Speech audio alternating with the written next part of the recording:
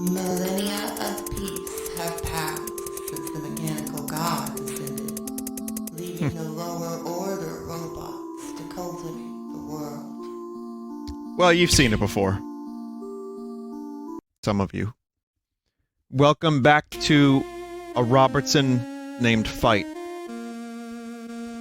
Who must fight. Tonight it's Rogue Night. Two games that I've been into at various times have gotten some pretty substantial updates. And, you know, I can always tell when I'm streaming good shit, because when I stream other good shit, people are like, oh, no Zelda. Oh, no Half-Life 2. Oh, no Castlevania. Oh, no Smash. So, I mean, but that's okay. I'm just happy people are here.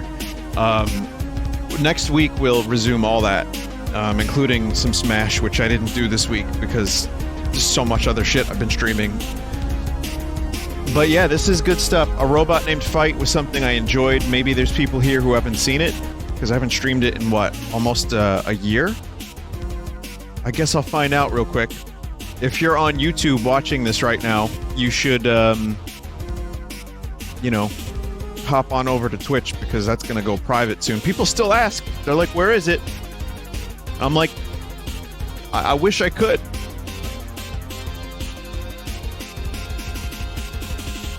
Wish I could. About a year ago, yeah. The first Robot Named Fight stream was May 9, 2018. Wow. May 9. Time goes by fast. Anyway, if you haven't seen A Robot Named Fight, it's just a cool game. Very Metroid-y. Defeat all surface city bosses. Coolant sewers have been discovered. Okay. So there's a ton of new rooms, areas, items, 2 new bosses. The randomization has been increased. Deathmatch. The fuck? What's this shit?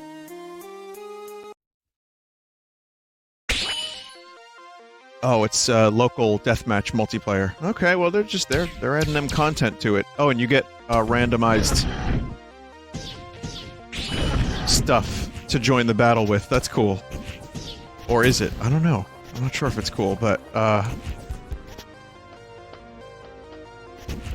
boy, sure is boring around here. It's nice that it exists. But we're just gonna do a new run. Let's see where that goes. So, as someone in chat just said a minute ago, your name, fight. Your mission is to fight. So this is... Oh shit, we're starting already.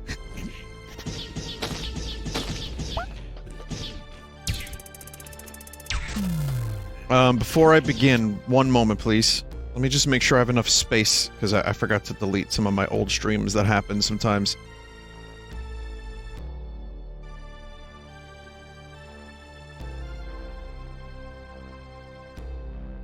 One second.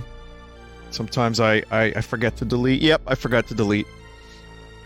Did you know that my old VODs that I record directly to my hard drive take up anywhere between 4 and 7 gigs? So I got one I just deleted that was 6.3 gigs. But I keep them for about a week, so that way if there's any issues we can get them directly onto Full Sauce from my computer. Did you know?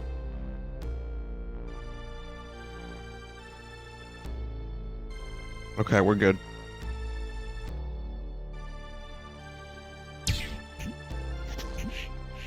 Alright. So, yeah, you're a robot. Oh, this is all new. This whole forest is new. So you're a robot, and the meat is bad.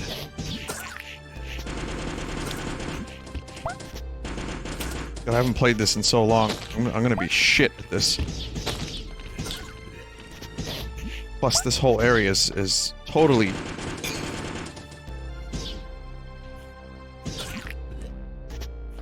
totally new. But yeah, this is oh my god.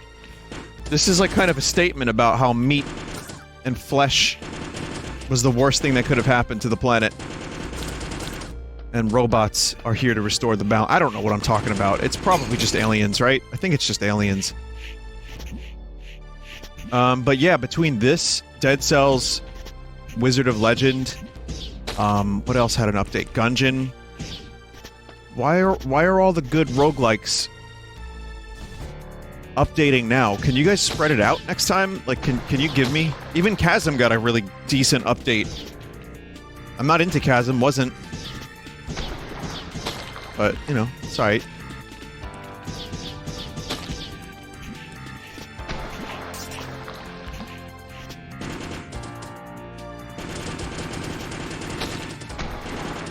Is the game volume okay? Tab's got another update, too.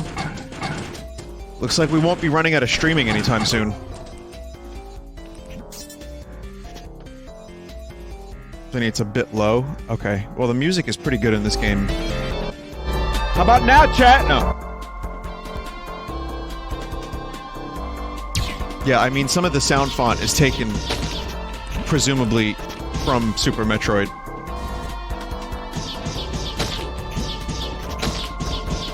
I guess I can explain the game, because I haven't done that yet. So, I did explain it, but the core of the game is that it is randomized. Oh, fuck that. So every run, you got blue archaic scrap can be donated to shrines. Tabs has unit possession and a few new secret units. Alright, that's cool. Unit possession sounds fun. So yeah, the positions of a lot of things are randomized, items are random. The layouts are, I think, set kind of like some other roguelikes. Roguelite, I don't know anymore, I don't care. Roguish. Check the map. Okay.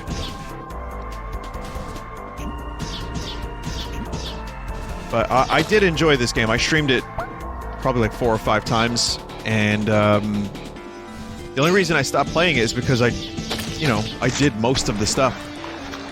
I didn't unlock a lot of things, but I ended up doing enough.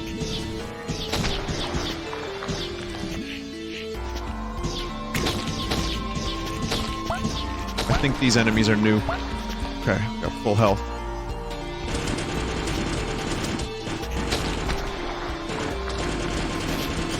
I did see Lumpy Touch's new Mario and Luigi video, and yes, it was amazing.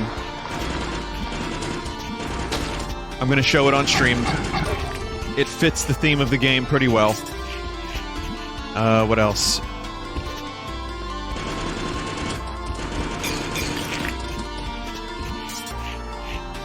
I finished the Terror TV show.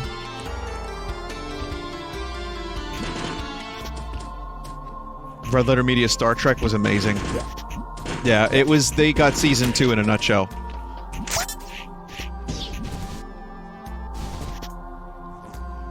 Did the Terror spook you? It didn't... It wasn't a scary show. I mean, it was at times. It wasn't scary for me and like, oh my god, I'm so spooked, I'm gonna jump out of my seat. It was more a show about everything is terrible.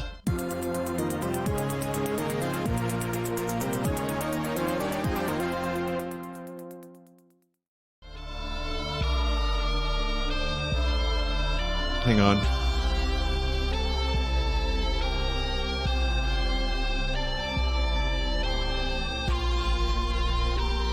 One second, everybody.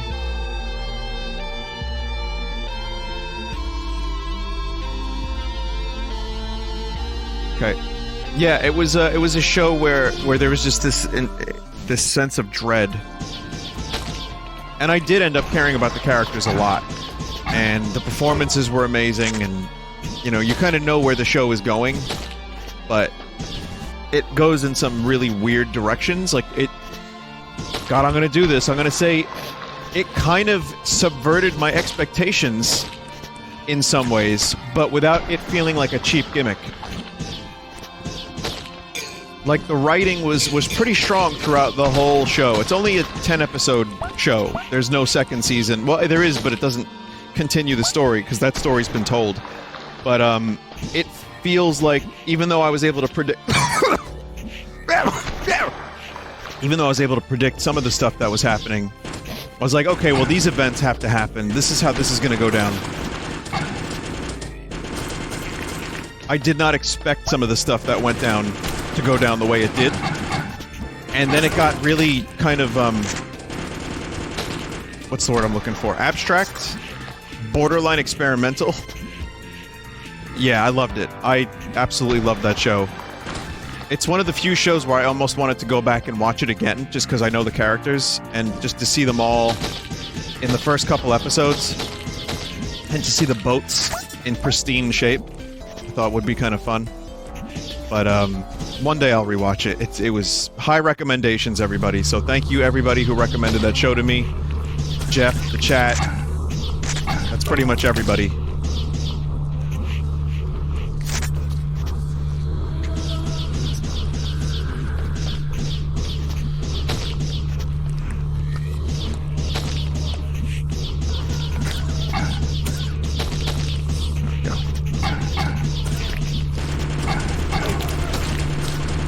Bullets kind of suck. I don't know if you've noticed that. Not a lot of upgrades. In fact, only just the slide upgrade. Huh. Oh, look at this one. I don't know if this one's new. I don't remember, but it's nice, isn't it?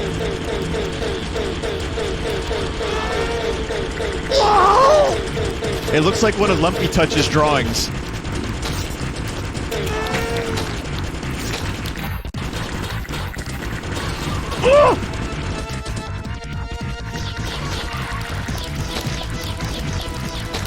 Yep, this is a new one.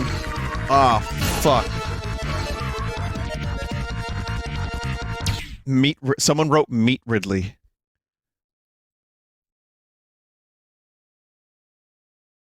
Vinny, will we ever have another Talk to Transformer segment again? I was just thinking about that today, weirdly enough.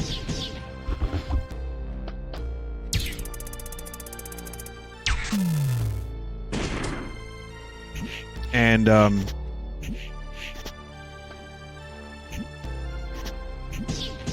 yeah, I was thinking about it.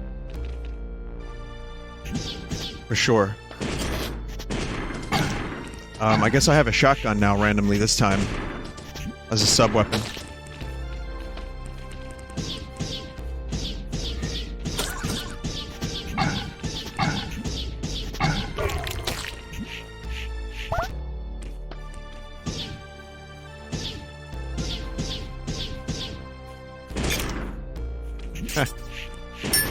Oh, what are you?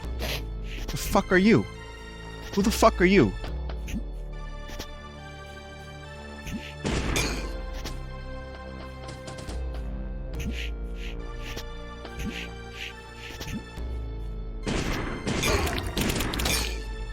Oof.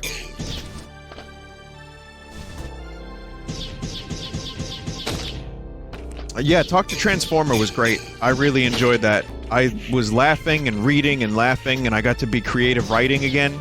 I was almost an English major again for a night until I spelled all my words wrong. But people seem to enjoy it. I enjoyed it. And I think one more stream of that is in order. I still have more game commercials. The second game commercial segment's probably going to be even longer than the first one. But, yeah, I think Talk to Transformer would make for a good second stream. So, yesterday, in my absence, as I took my leave, I hope you found something to occupy your time.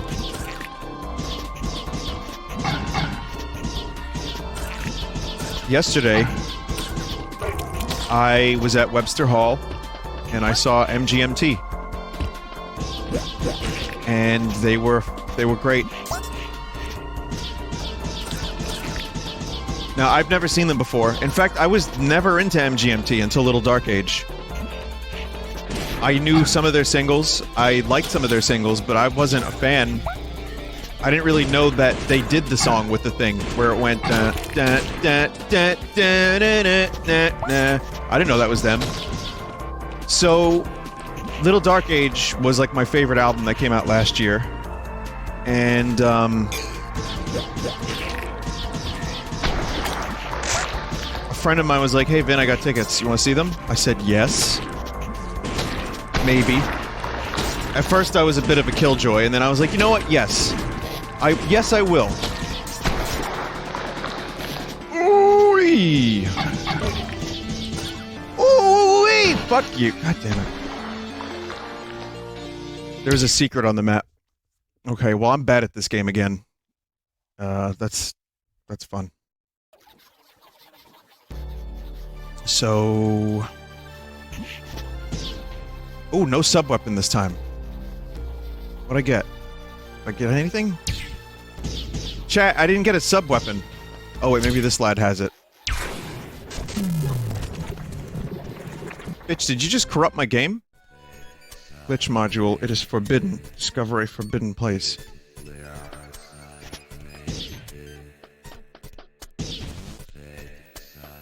Okay, the developer of this game has been watching too many of my streams. They need to stop.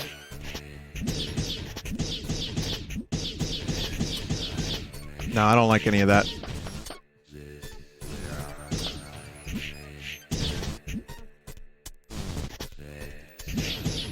If you're wondering what this game controls like, it's Super Metroid. Essentially. Which means it's got some of the same jank as Super Metroid.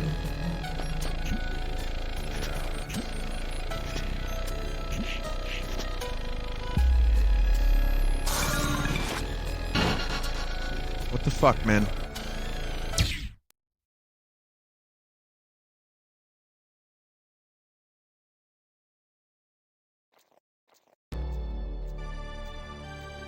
I didn't... Okay.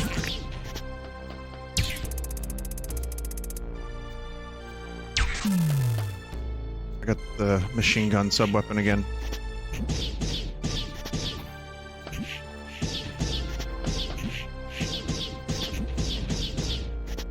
So that sucked.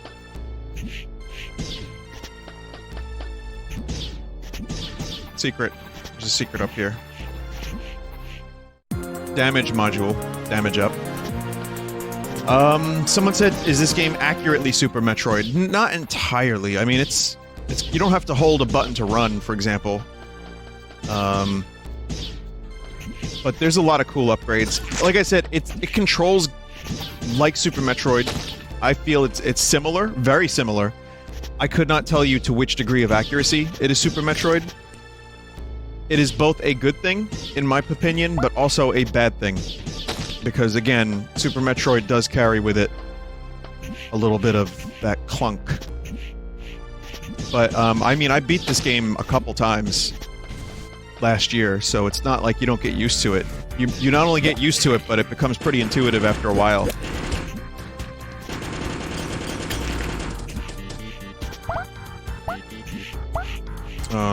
So yeah, it's anyway, MGMT. I'm sorry, I'm jumping all around.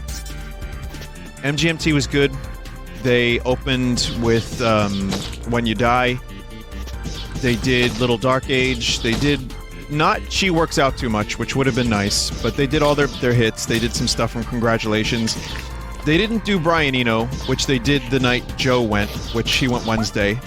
The sound in Webster Hall kinda is awful at the moment.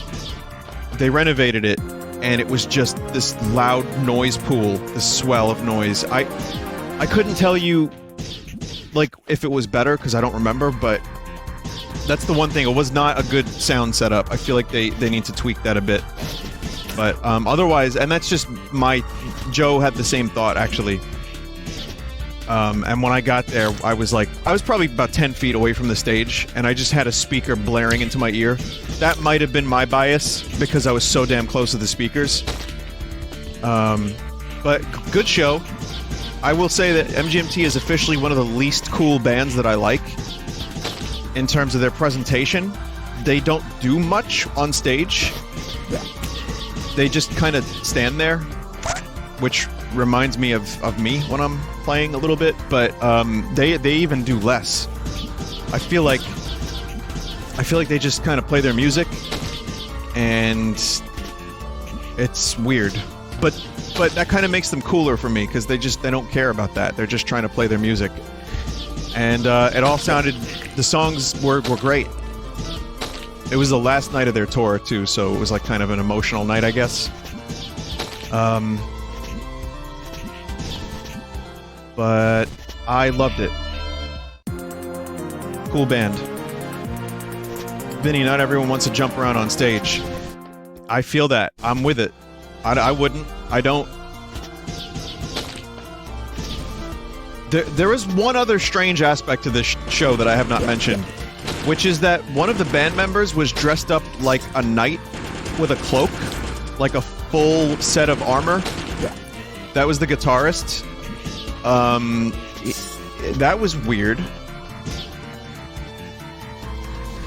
The other guy, the bassist in the band, who was amazing, was dressed in a red suit, all red, and he had a zebra-striped bass guitar, and he was moving around like the embodiment of sex, and he looked just like Uncle Jesse.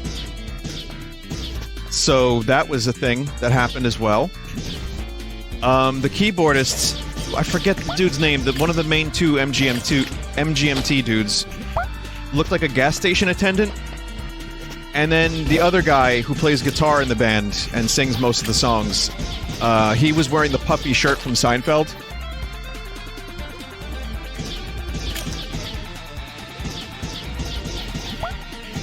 So, yeah, I don't know what was going on there. Some weird outfit choices.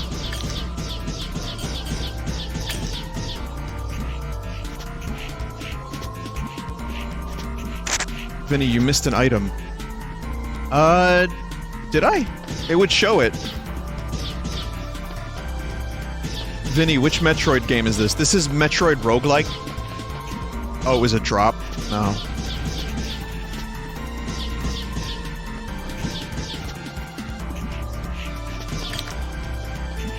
This is the one where Metroid can crawl. Totally original game concept, do not steal.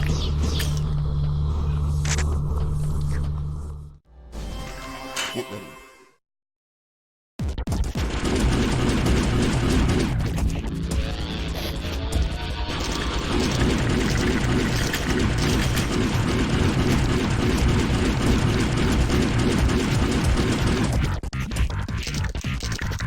Yeah, that bass that is used in this game's soundtrack, that's just straight up from the sound font of Super Metroid. Alright, that was good.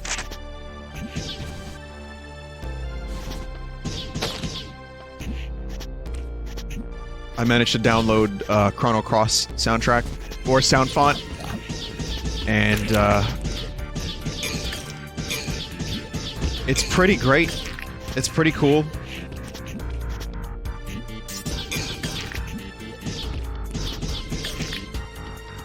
Now, I'm not sure I'm going to use much of it.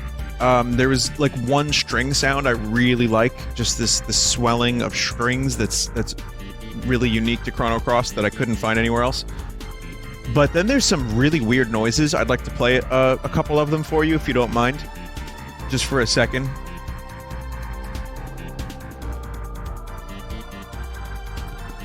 It won't take more than a minute of your time.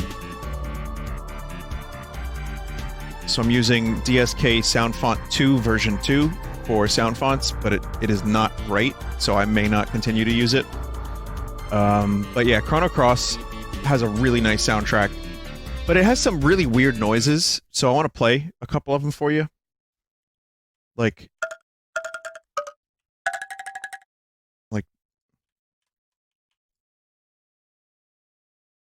these ones just have question marks over them.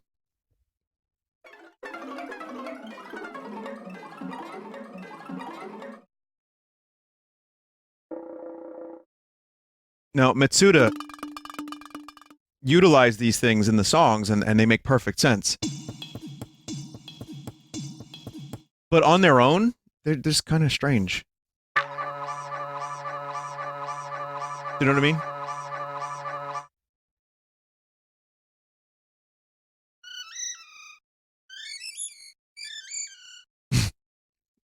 And then, I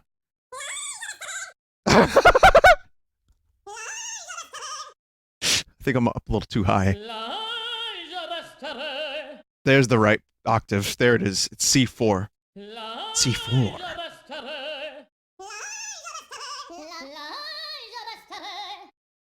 So that's fun. Ambience.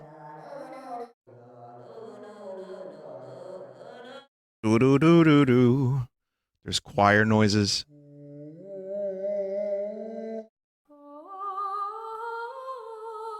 Some of you know exactly what that noise is. Everyone's posting Angel Isaac. This is more than a minute of your time. But this is from The Forest. So I like that one. And just a couple more.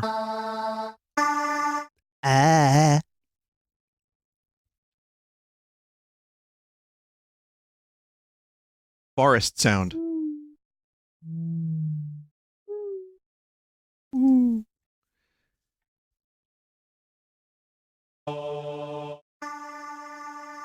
So it's just fun. There's just a lot of fun things that can be done with sound fonts, especially when you isolate the sounds and you realize, oh, yeah, these sound much better in a song.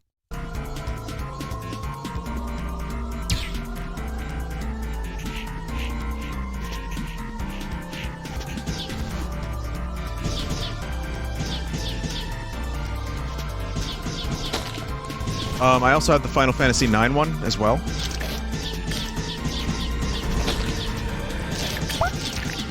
The hell was that?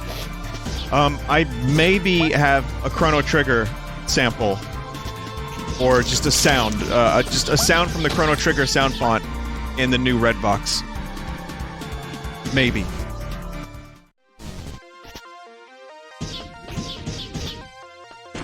I'm not entirely sure if that song is gonna make it to the album, but it's gonna be one of those things too where even people that played Chrono Trigger aren't gonna get it immediately. Like, you'll hear it and be like, wait, what? That's it? Yep.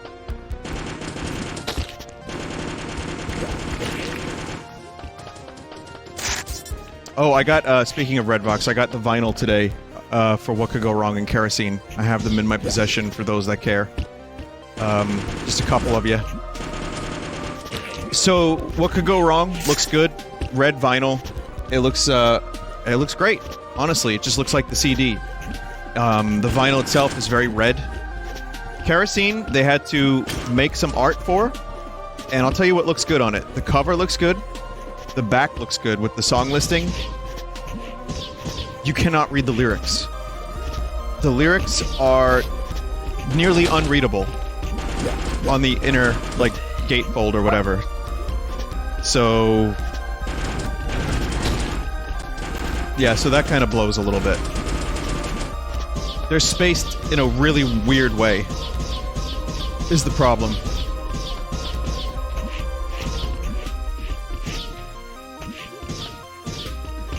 So, you know, so that sucks.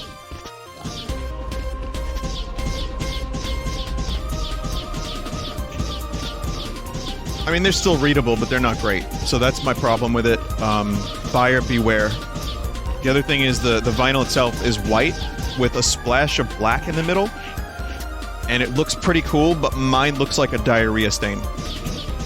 So I know there's going to be versions of the vinyl that look really good. And others are just going to randomly get diarrhea stain. Vinny, what are you doing? I'm looking for secrets. You see on the map that square?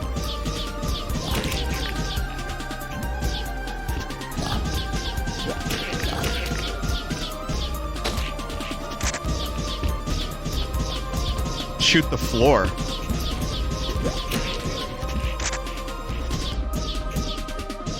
Hang on. I will. What's this? What in the name of crust is this?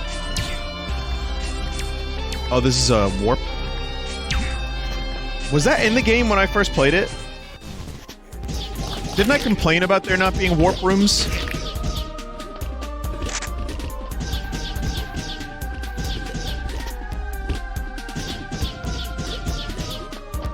Teleporter is relatively new.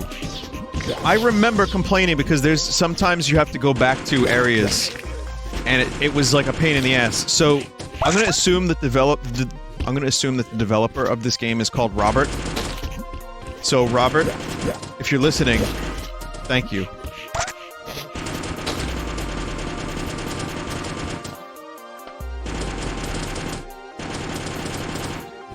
Oh, it ain't on the floor. Not on the floor.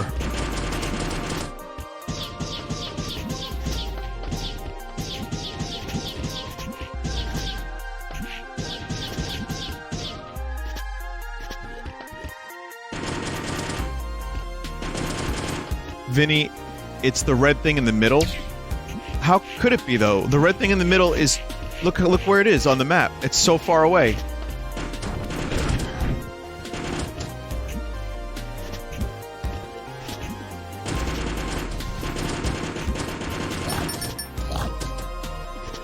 Then he shoot the red things?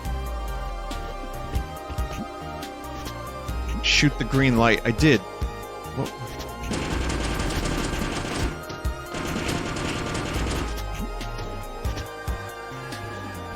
Vinny, we're not talking on the map. Oh, but I'm talking about the thing on the map. I'm directly on a spot right there.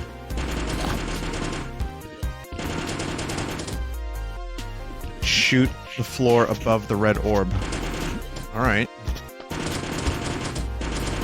No. I can shoot this, though. Oh, there we go. How? That was it. But how?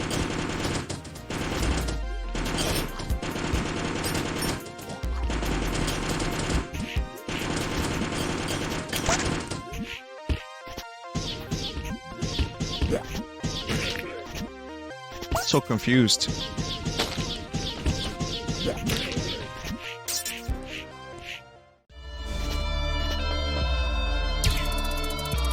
We must stop this meat storm with all of the guns. I can forge guns.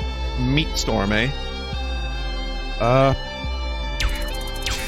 can't afford that. I need certain scrap. Like the ones that Tony Stark used in a cave that he got from a box.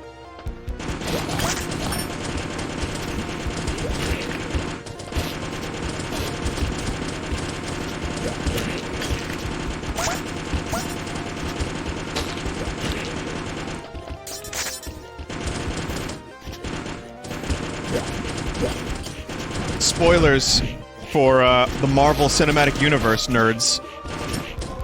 Tony Stark is Iron Man.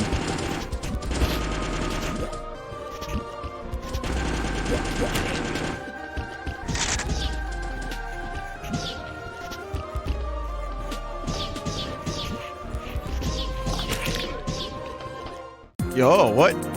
-1 to a random stat, +1 to 2 others. What?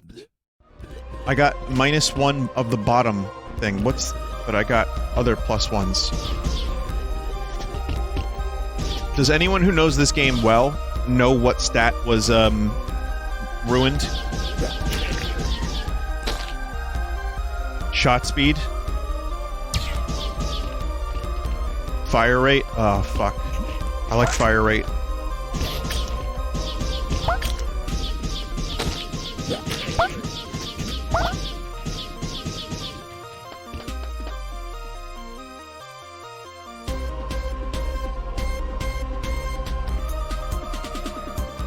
Fire rate is clearly fine. Maybe it's shot speed, like how long it takes the shot to get there. Because even though they sound like they're the same thing, they're very different things. Just let me go this way. It was shot speed, okay.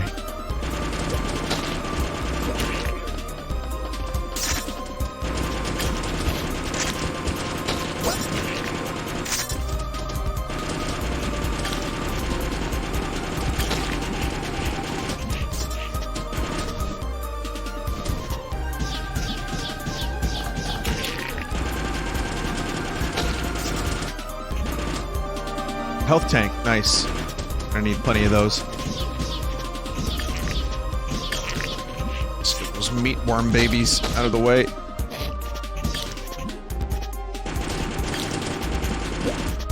So there were two things, if you noticed, if you've never watched this game before, if you've never played it. There is a dark room, which I need light for. And there was a room that required missiles that I couldn't get into. So I have to find one of the, I have to find the upgrades. Oh, I can get better shots now.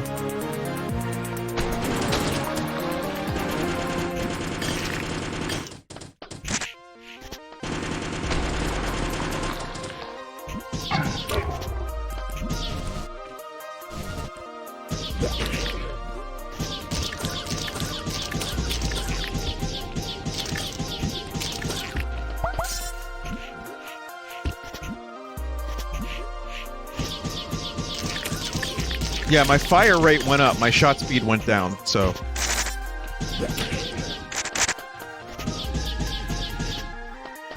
Okay, there's a hidden thingy in here. Oh.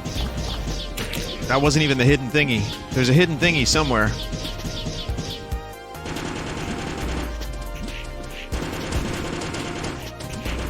Lots of good secrets around here.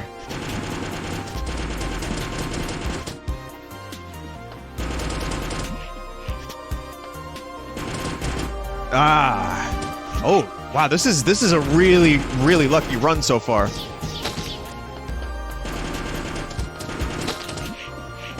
Okay, this require... Oh, nope. Don't want to be in there. I need fire protection. Oh my god. Another one? Shot speed module. Oh, nice, okay.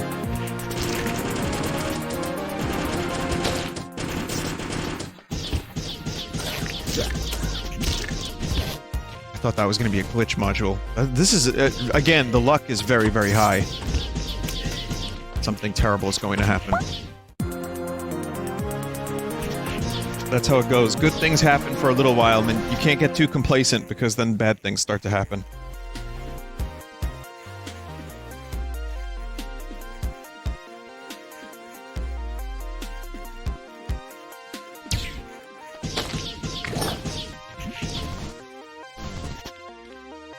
Vinny, go back.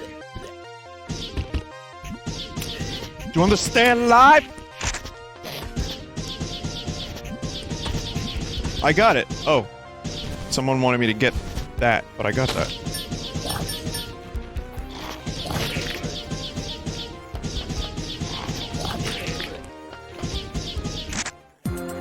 So those, yeah, those scraps can be donated, as it says there.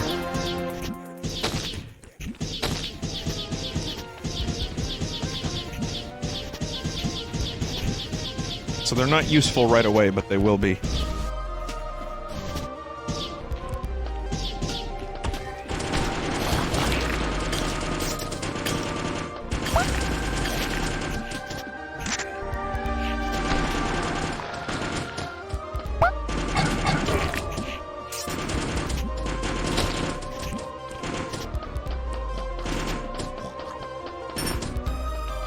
Question.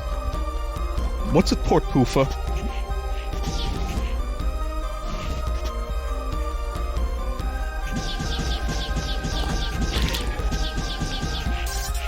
A tortufa. What is that?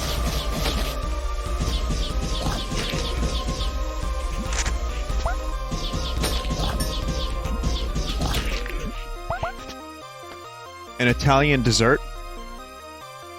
Okay.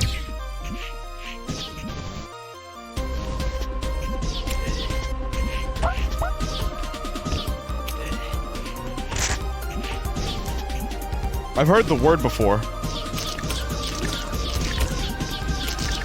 So for anyone just joining, wondering where Half-Life 2 and Zelda and Castlevania are, or even Smash, next week. I now have reached a point where there are more games that I want to play than I can keep up with.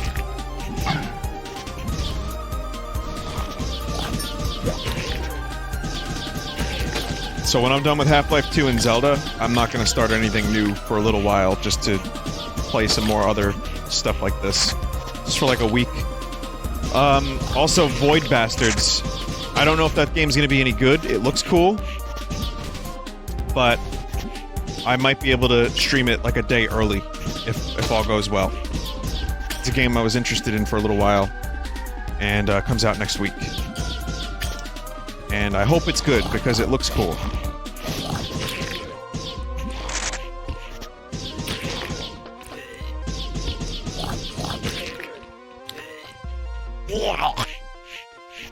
Vinny, go back and get the big shot. Yeah, in a bit. Yeah, I'll do that. I have to go that way anyway soon. So instead of making an unnecessary trip, I'm gonna explore here, get what I need to get, and then move on.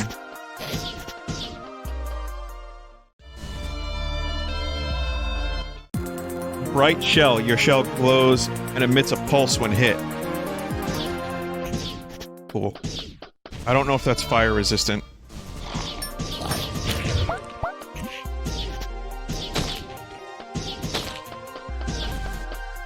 It's not. Okay, so this is not an upgrade for progress, but rather this is an upgrade so I look dope.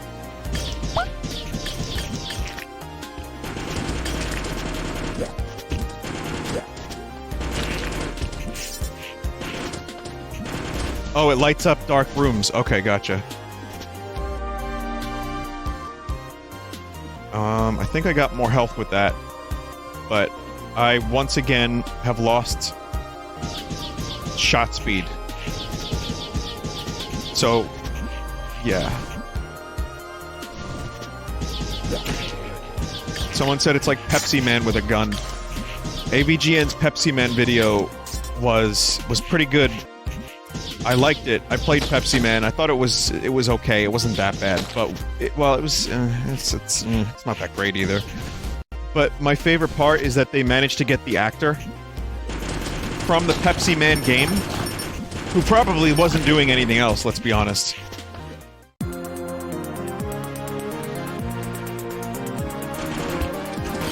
And they put him in all this fucked up makeup. It was... yeah, it was kind of cool. Someone's gonna be like, gee, how come Vinny doesn't get any actors for his streams? Yeah, I got Robert Downey Jr. on the line. Give me 5 minutes.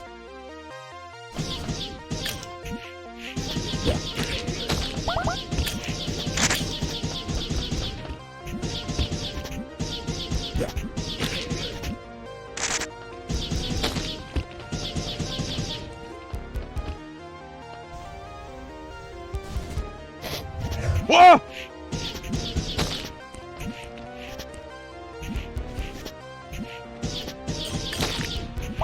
Thank God spikes are not insta-death.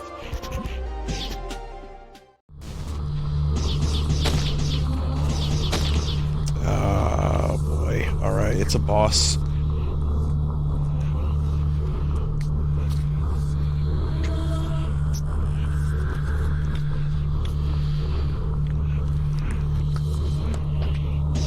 Alright, yeah, No! Yes. No. Yes, I'm gonna fight the boss first. I just need some health. Just gonna fall into the spikes a little bit, Stan.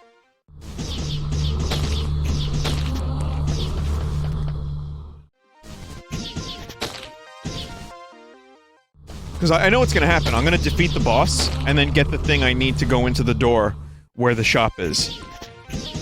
And time is... there is no more a valuable commodity than time. Remember that. That's all we have. Also, I had a thought. Which is, it's not worth living in your head.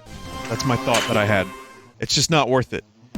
But that thought was conceived in my head. So it contradicts itself.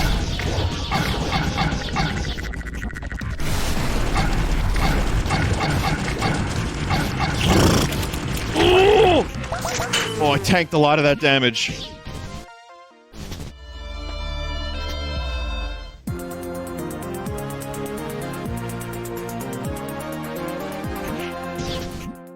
Okay, suit upgrades. 2 in a row.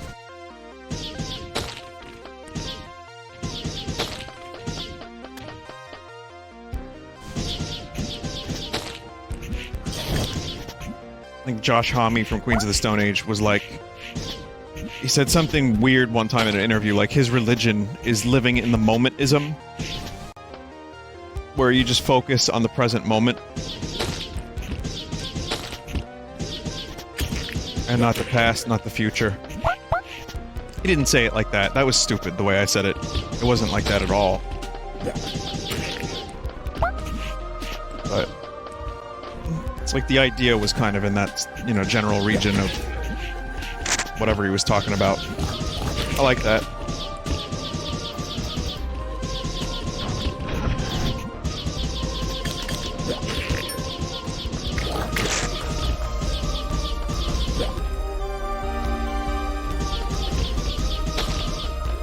The Power of Now. That sounds like a good book. Who wants to write a scam book with me and call it The Power of Now? Big bolts. Buzzsaw gun. I don't know what that is. We don't know what that is. I'm gonna get big bolts and... I'm gonna get the buzzsaw gun. Oh, it's an entirely new weapon.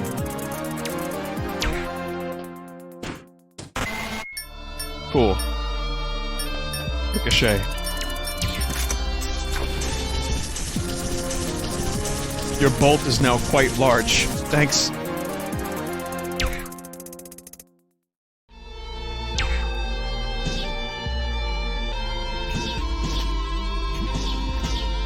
Also, quite slow. But everything's large now. Man, I need one more upgrade thing, and I can get, penetrative bullets.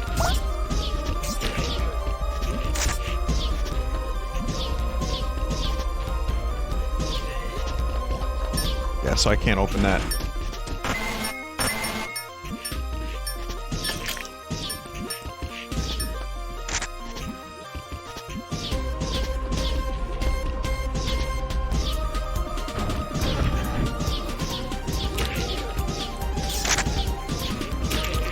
But yes, they are quite large, aren't they? Someone said made-up words such as nowism. Oh, I love nowism. I practice lonerism.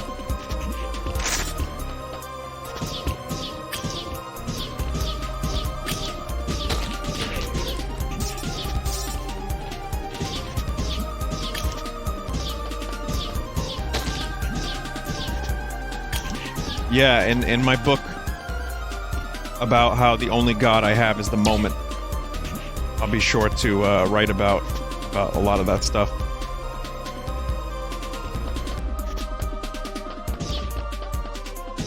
I'll even make up some words, like the Buck Cherry Singer.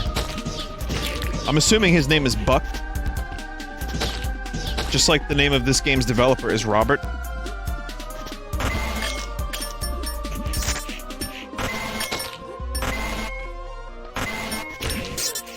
Buzzsaw.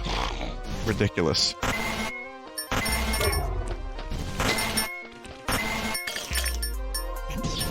With the damage upgrades? With the damage upgrades?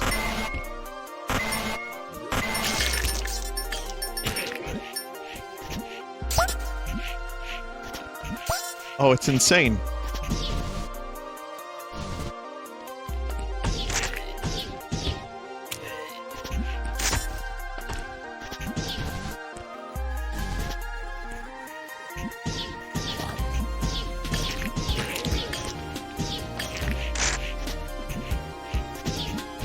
I think it's actually up here, right? So I went too far.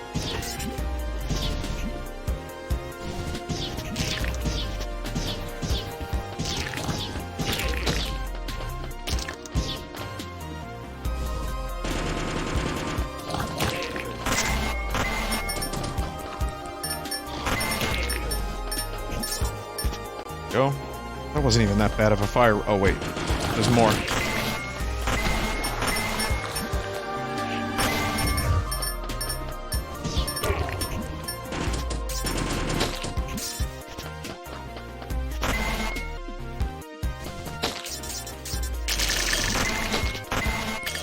I'm feeling pretty good about this run. It does get a lot harder, though. I've had a lot of broken runs dead-ended because of my own lack of, competence.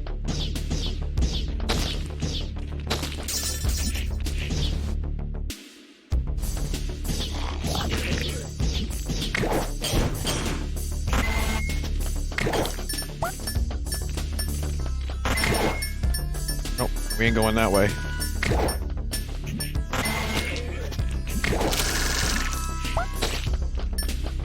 Oh, I love just cutting through the meat.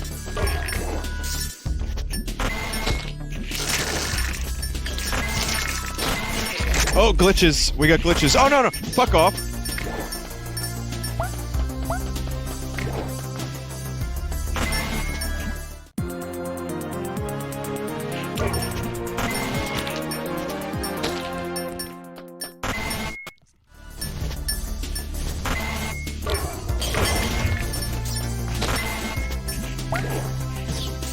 I feel like another famous Robert.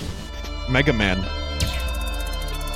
Okay, I can forge items just like no other, just bring me scrap. So, I don't know what this pentangle is, and I don't have enough for a speed shell. A tractor helm isn't that great. What's the pentangle?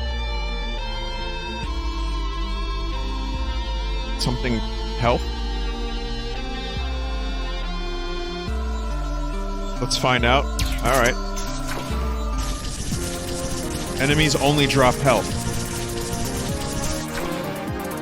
That's bad. That's not good.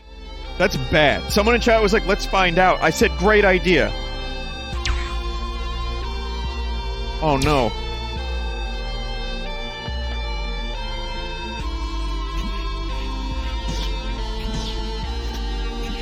It's not their fault, it's my fault. But it seemed like a good idea at the time. So I went with it.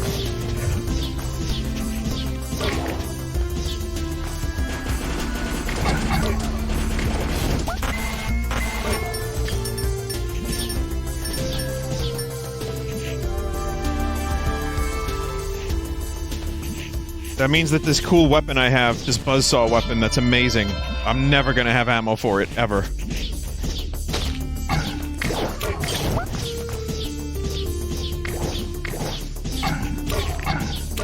I know it recharges a little bit. It's a slow recharge, but...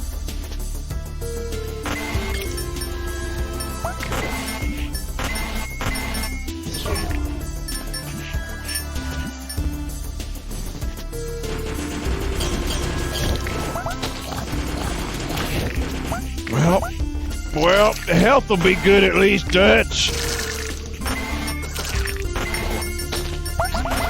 Okay.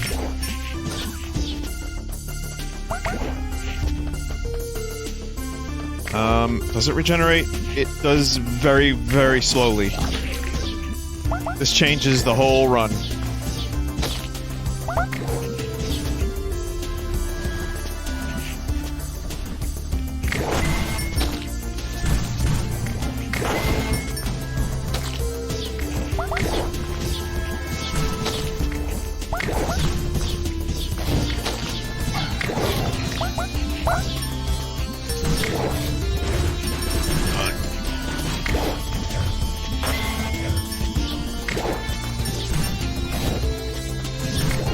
Are you... Oh my god. This is not a good room. Oh, this is bad! No!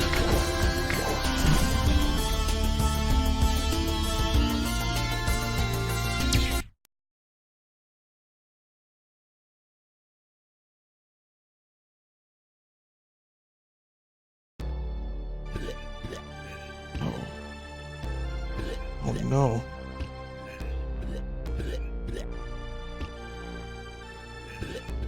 Yeah. Well.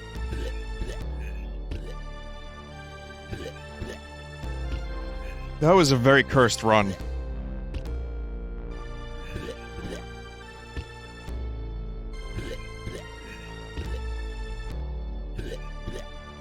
Let's just listen to the vomiting noises. That's how I feel right now. My emotion has been encapsulated by a noise. The face would be Varys vomiting. Or coughing, or whatever that fucking picture is.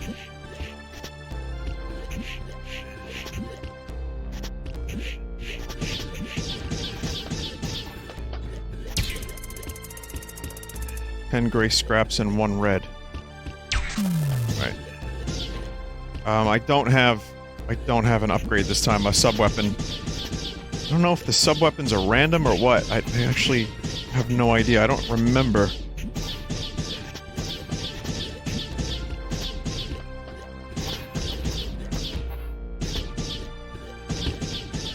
Someone said I still don't get the title. Okay. Your name is Fight. You're a robot whose name is Fight. And you fight.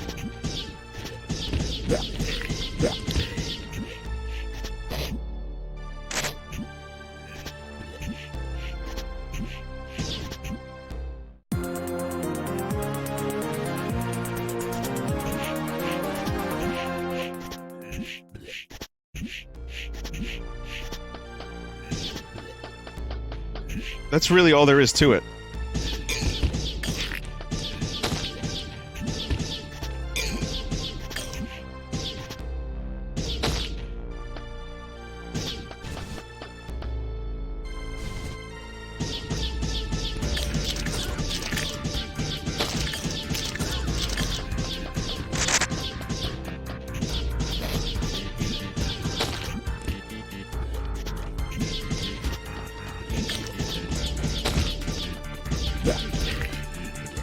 I like how you can see on the map what the next room is just by getting close to it. I enjoy that. Maybe I need a little bit of a breather. Maybe I should show Lumpy Touch's new video. Someone said this is one of the worst games I have ever seen. I like that chat message.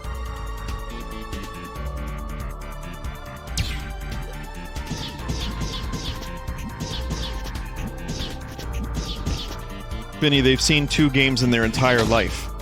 That'd do it. Pets Horses 3 and Robot Named Fight.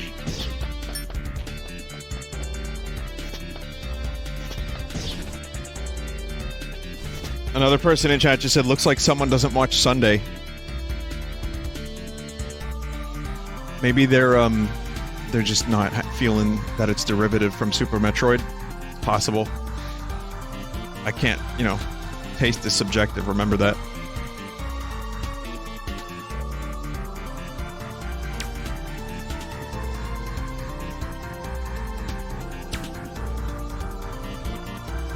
You learn the art of patience over many years of stream. Oh! Over many years of streaming, you learn how to be patient with people. Beauty, please play DMs, Booty.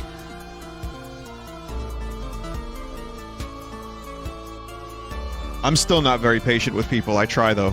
I'm working on it. So, Lumpy Touch made a sequel to the Pupa. Super Mario! Sorry about that. Oh no, no. Oh no. Can you believe this, Luigi? Our government's being run by a bunch of asymmetrical lunatics. I'm a caterpillar, for God's sake, and I know how to fix this economy. Step number 1, legalize obesity. Step number 2, prohibit the use of plants. Step number 3, get the president a dollar hat. Step number 5, don't let the children sleep. Luigi, where did you run off to? Luigi, is that you? Luigi, what are you doing? A punching bag impression?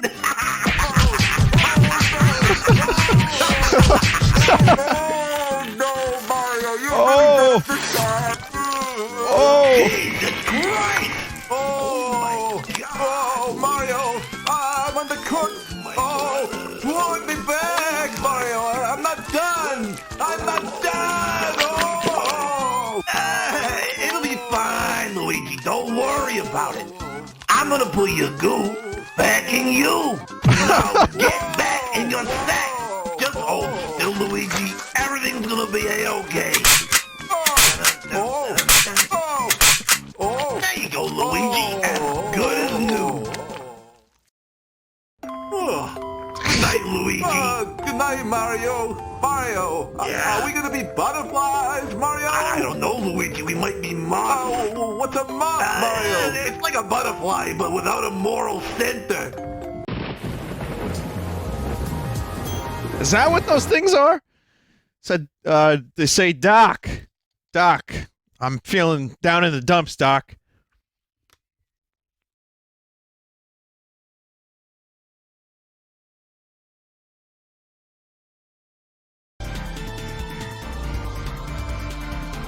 Yeah, I love that. Thank you, Lumpy, for more, horrendous things. It's just what I needed, honestly. Especially while I'm playing a meat game. Hell yeah. I gotta say that one, there's a lot of good Luigi noises in that one. Oh! Just the whole thing is just, oh! Oh!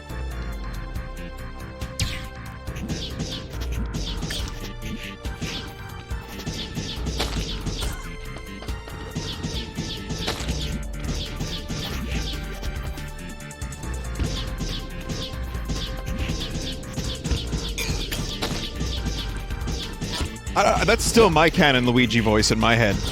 Hey, Mario! As opposed to Luigi gonna win! And I think Charles Martinet really does an amazing job with these voices. I just have a real hard time reading Luigi any other way.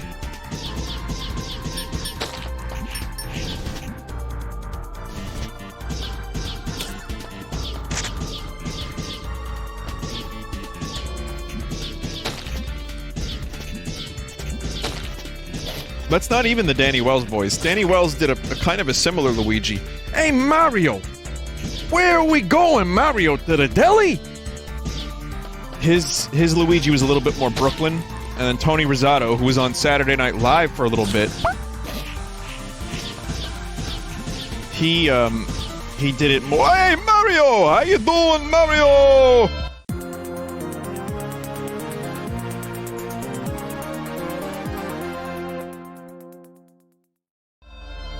When you think of Luigi screaming, don't you think of Luigi's Mansion?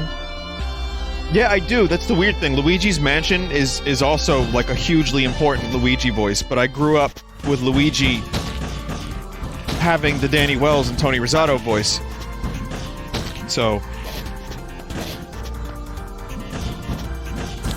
like, yeah, it's kind of tough. Kind of tough to think about because I like all of them equally.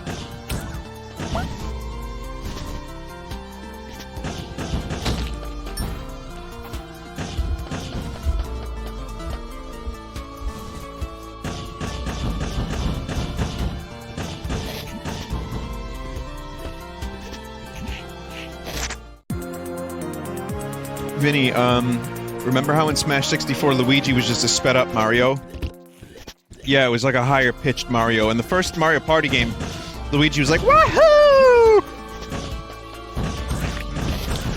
I don't know if that was Charles doing that, but I think it took him a little while to find the voice.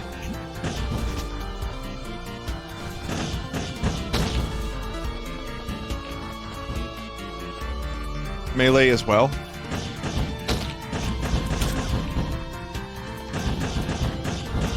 It is me, Dracula, and I'm here to tell you about copying your paper. Which is a video that's been resurfacing of Charles Martinet doing this bit as Dracula for some, like, company. I forget which one it was. Like a Xerox type company.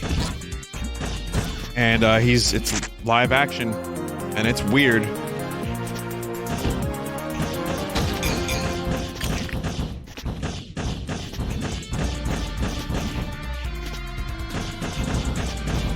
You probably looked that up if you type Charles Martinet Dracula.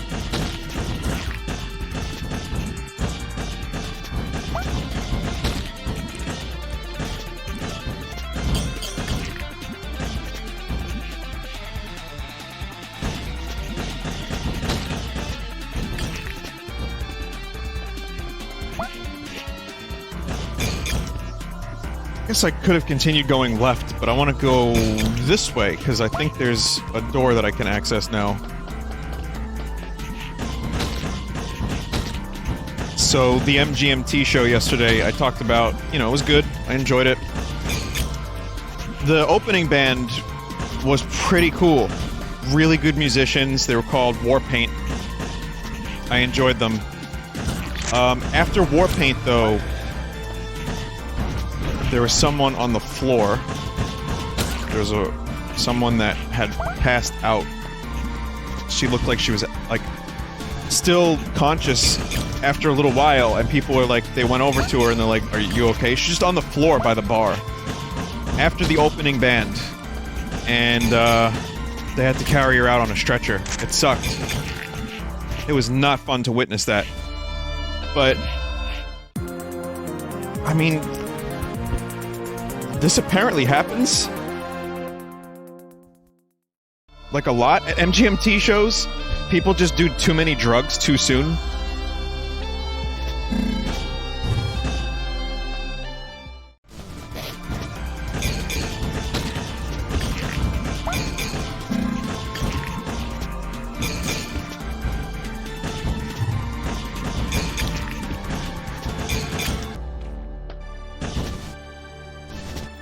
Someone said, "Gotta pace your drugs out. It's a marathon, not a sprint." All right there, Jose Cuervo. Wait, no. What's the guy's name? Hugo Chavez? No. What's the drug lord? All right there, Buck Cherry.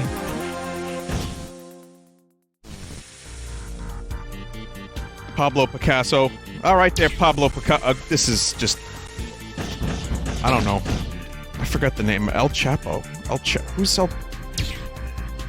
El Chapo was a drug lad? Or a drug lord, if you will?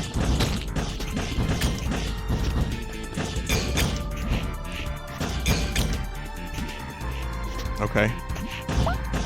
Someone said Pablo Escobar. Wasn't that the island that Fyre Festival was supposed to take place on? It was Pablo Escobar's first island. Or, not his first island, but it's like, his family owned the island?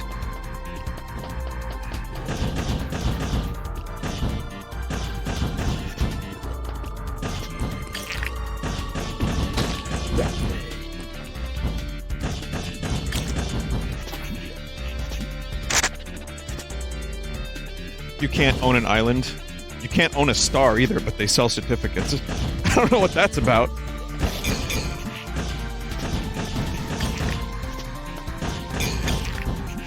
I love when we finally do colonize the moon. All the people that own certificates of property on the moon are, they're gonna have to, you know, like their ancestors bought the certificates. They're gonna be like, "My great-great-grandfather bought this piece of the moon! I want to settle here!" They're like, "Oh, those weren't valid. That was bullshit." So, multiples of 3. You donate in multiples of 3. So I'm gonna donate.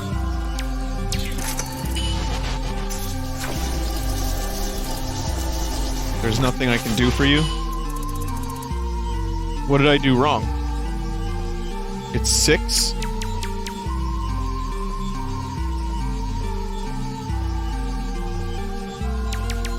Wrong god? This one is 7. How do you know it's 7? Because there's the lights, right? Roman numeral.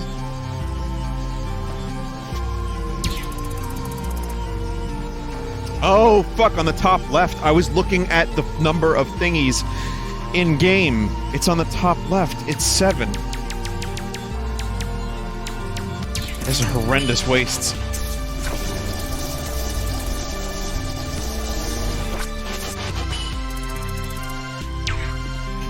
Ah, shit.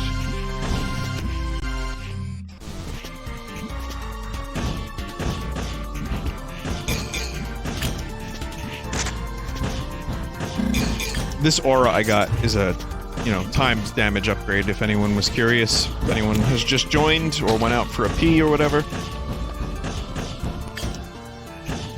So the thing about the Fyre Festival is that, yeah, the Fyre Festival was a complete joke. It was the subject of several documentaries. People laugh about it. People know it was a scam. But the thing about it is, that's fascinating, is now it's a brand. It is now a recognizable name. I know about it. Why would I need to know about Fyre Festival? What does it, you know, like, that's not something that I would have anything to do with, ever. But there's a lot of people that are now aware of what the Fyre Festival is because it's good memes, or because they saw the documentary and it's fascinating. Which means, in my prediction, my opinion, I feel that now that it's a recognizable brand, there will be a rebranded Fyre Festival. This time, it's for real. And it'll be, like, kind of shitty. But it'll sell. People are gonna be like, yo, I want to do Fyre Festival, dude, you would never believe where I'm going! They're doing it on the island of Pablo Picasso! They're getting Led Zeppelin, dude!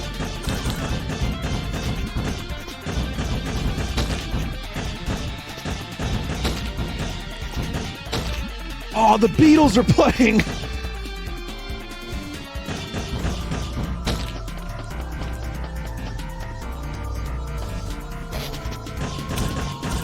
So yeah, I don't know, I feel like it's gonna come back. In some way or another, if it's not like, you know, it's not like a complete joke. I do feel like it's recognizable enough of a brand that people are gonna try to market on that, capitalize on it.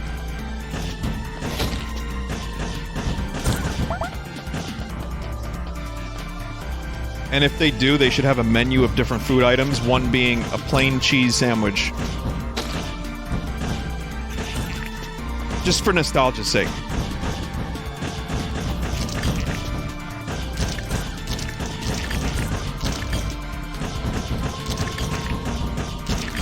The thing is, though, it'll sell. I mean, they say no, all press is good press, or no press is bad press, or whatever. I don't think that's entirely true. But I feel like it would sell, yeah.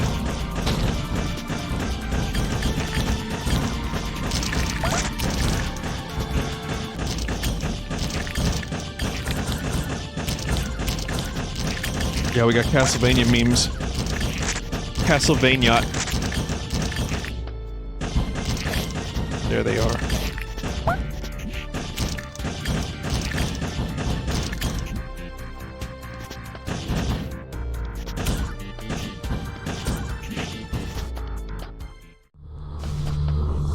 Yeah, let me just fall into that pit real quick. I like that the explosions have a little bit of a rolling damage thing to them. So if an enemy walks into an active explosion, it will take damage. Oh! Put me back! I'm not done!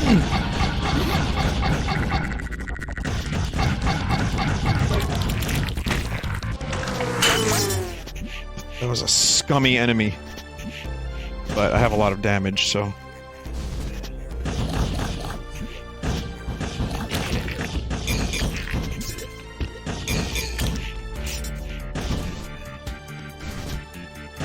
The extra rooms really do help out.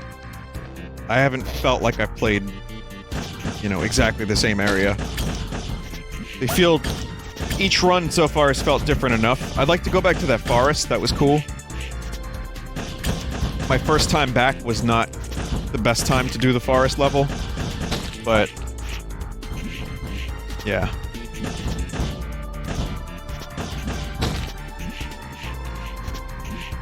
Just nice to have extra variety. So, anyone who's wondering why I'm playing this, if you missed it in the title, there's a new update, and it adds a bunch of weapons, rooms, randomization, fixes, and some game mechanics and stuff. 2 new bosses, a bunch of enemies. And one of the issues that I and other people had pretty early on with this game when I played it was the rooms felt very, very similar, like, each time. Now, it's a little bit better. And again, that's just from what I can remember, and you know my memory is goldfish, which is, I think, rooted in trauma prevention. At least that's what I hear about bad memory.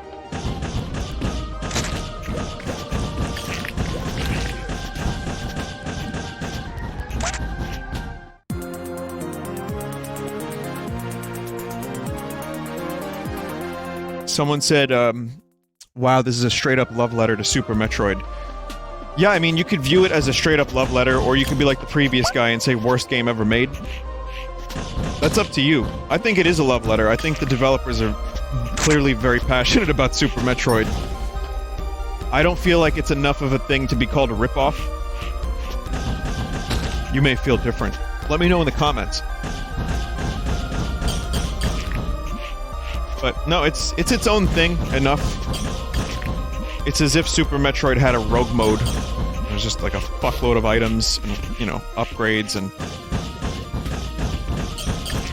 Someone said this game was made by one dude. Correct. That is correct, yes.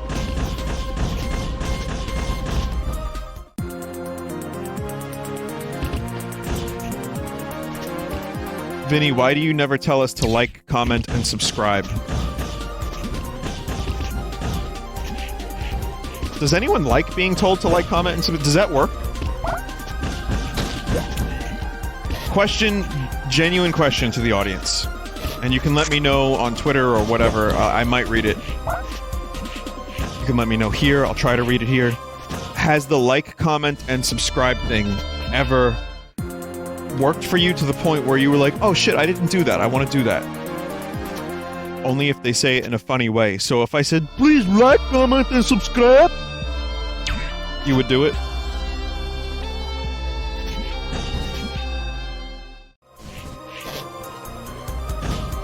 Someone said younger audiences tend to go with it, not so much the older audiences.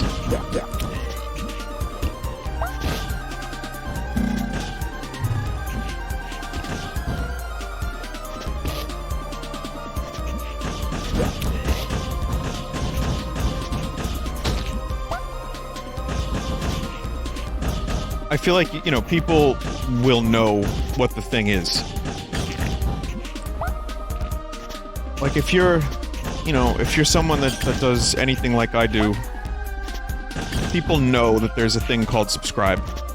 They know that they can like your videos. I get that the call to action does work for some people. I've always found it obnoxious. Not always, I mean, some people do it subtly, some people aren't so bad. I have the word subscribe at the end of my video, and you can click it, and it'll subscribe you. It's the Vineshroom logo. And even that, I was like, do I want to do this? Not that it was like a terrible thing, it's just like, well, it doesn't help. People know that the subscribe button exists.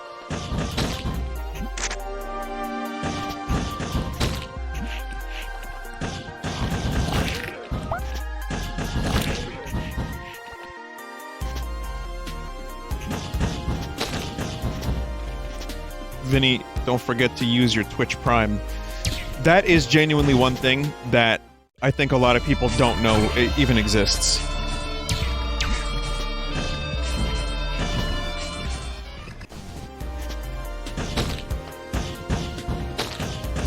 Top right?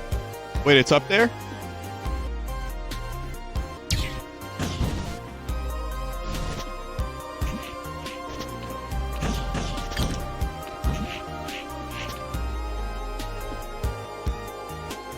Is this a meme? What's happening? Oh, people are memeing. Okay.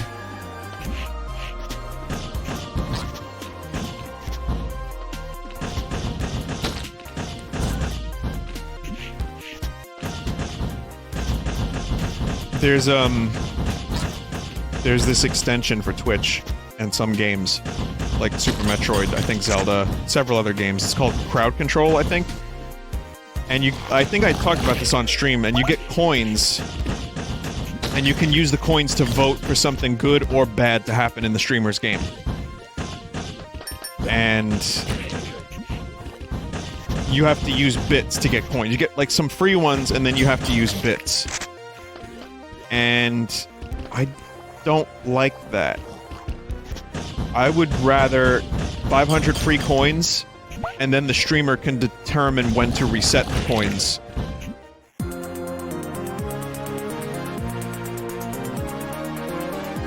They just opened up crowd control for Super Mario 64 for everyone today. Vinny, you can do that?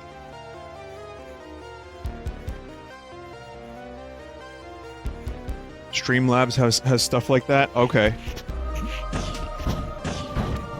Like, it's a neat idea. I get that, you know, they make a couple bucks off of it too with the bits, but it kills my motivation for it. And we were considering doing it for the charity stream, which that would, for me, that would work a little bit better, because then if we're doing crowd control, you know that the money goes directly to charity.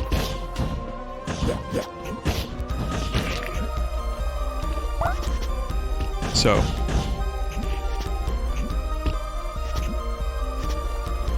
But again, neat idea. I just don't like when stuff is monetized that... Like, merchandise is one thing. Like, that's a physical item you're paying for. But, like, if you have to affect something on the stream, or, like, get, you know, more enjoyment out of a stream by paying... That, I don't mean to criticize if it's, like, if it's something you're into.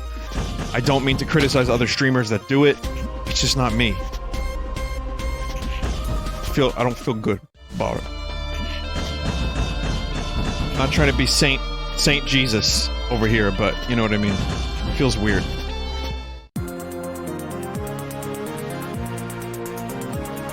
Joel did it totally free with everyone in chat. I gotta ask Joel what he did, because that's cool. Oh, I have a choice. Extra damage or cloaking? I don't know what to get here. Vimeo, you deserve to make a living, though. I'm making a living. I'm doing great. I'm fine. I don't need more.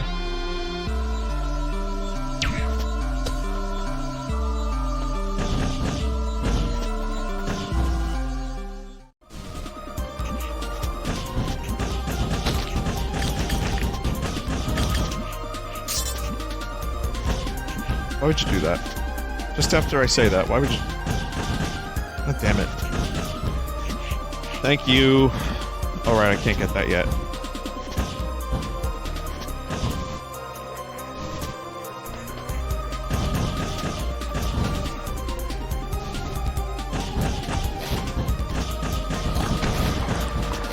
I feel like something else happened. Whoa. There's something else that happened.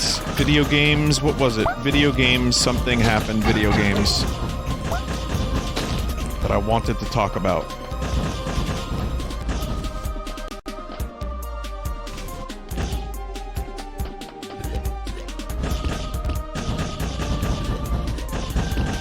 Sonic movie delay. Good. That wasn't what I wanted to talk about, but good. Hopefully the people that are actually animating the thing get to sleep now. New Red Letter Media video. That was cool.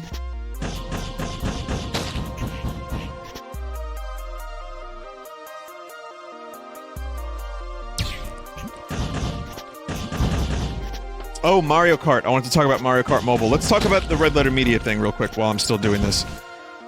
Which is, they made a video, Star Trek Discovery Season 2 in a nutshell.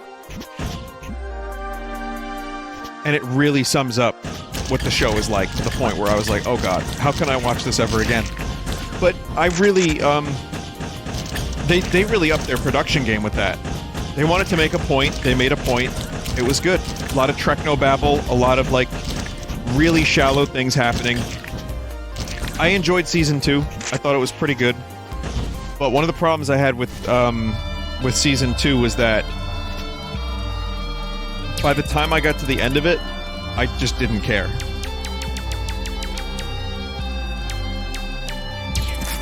Like, it took me an extra 3 or 4 weeks to watch the ending. I just held off on it, I didn't care. The ending was pretty good, though. I mean, it ended in a way that I was interested in more. But, yeah, I mean, the show is predictable. It does some things with the characters that are like, really? We're doing that? But it was definitely, an improvement.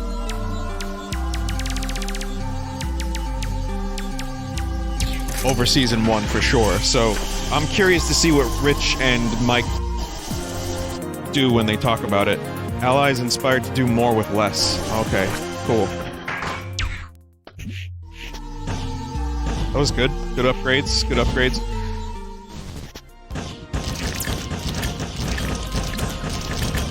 I liked it. I liked Season 2 of Star Trek Discovery best when it was, Monster of the Week, or when they did something like tackling, like, the weird morality shit. Like, Saru's planet. Stuff with Captain Pike was good. Stuff covering his past was good. His future. So, maybe Season 3 will be good. I don't know. Then again, we're still waiting on that Picard show, so who knows what's gonna happen there. Okay, so Mario Kart. A couple weeks ago, this little drone buddy gives me energy. He's awesome. So a couple weeks ago, I was praising Nintendo, saying that they were doing a pretty good job at doing mobile without getting really greedy about it. Because what they do is, with Dracula Lost, they cut back... Excuse me, God, a little gas today. They cut back on the Skinner boxes, not Skinner boxes, on the monetization. They cut back on people spending their money. And with Fire Emblem, it wasn't too extensive. Mario Run was just a one-time payment, and you get a full game. Granted, not an amazing game necessarily, but, you know, $10 isn't bad for a Mario game. Now, you know, after all that stuff, where it was like a relatively moderate approach, apparently this Mario Kart game on the mobile platform is loaded with monetization. And there's like carts that are better. There's gacha carts. You know, it's a really shallow game. You just tilt and press a button to shoot items. But there's apparently a ton of monetization. And people are complaining about it. Now, it's still in beta, so that's subject to change, but I am very interested to see where this goes, because that was exactly what I thought they weren't doing.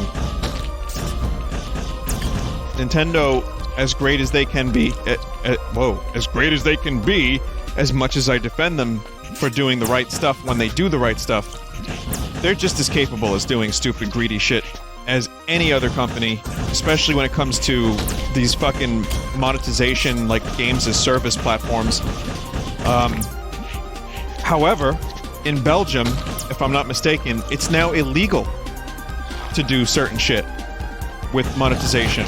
Like, they actually are now outlawing this, exploitive, type of capitalism, of making money. And I'm all for a business making money. Sell me a good product. Sell me a good game.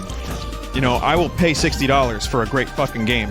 DMC 5? I might even buy DLC for that.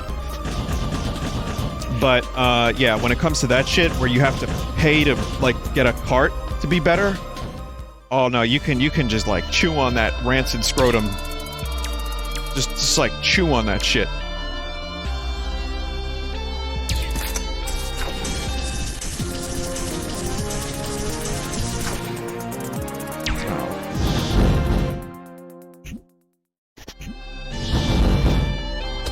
I don't want radial bolts, I don't think.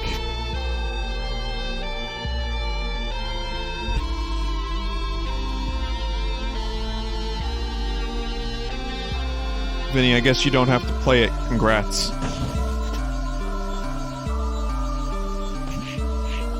What, you mean, Mario Kart? No, I'm not going to. If it's, You know, there's some speculation that Super Mario Run didn't do as well as they had hoped because the monetization that people expect is free, and then you buy more shit.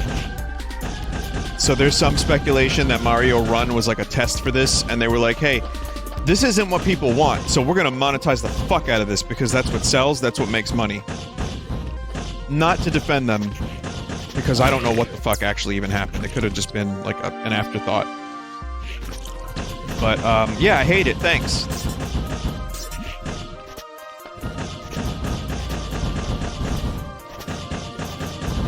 Okay, so I need run boots. I don't have run boots.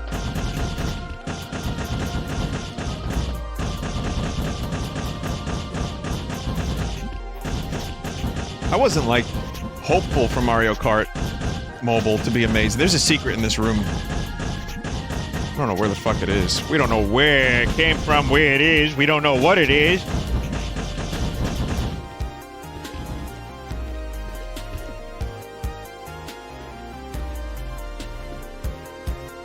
Vinny, mobile Mario Kart doesn't even have new courses. There's very little point in playing it if you already own the previous titles. Wait, are you saying... Wait. It's all old courses?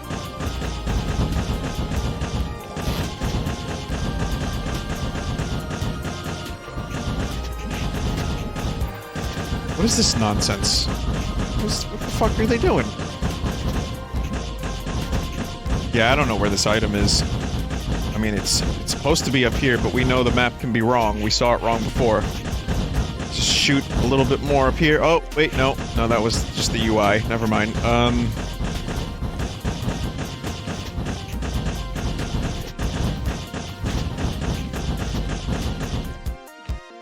Under the pipe?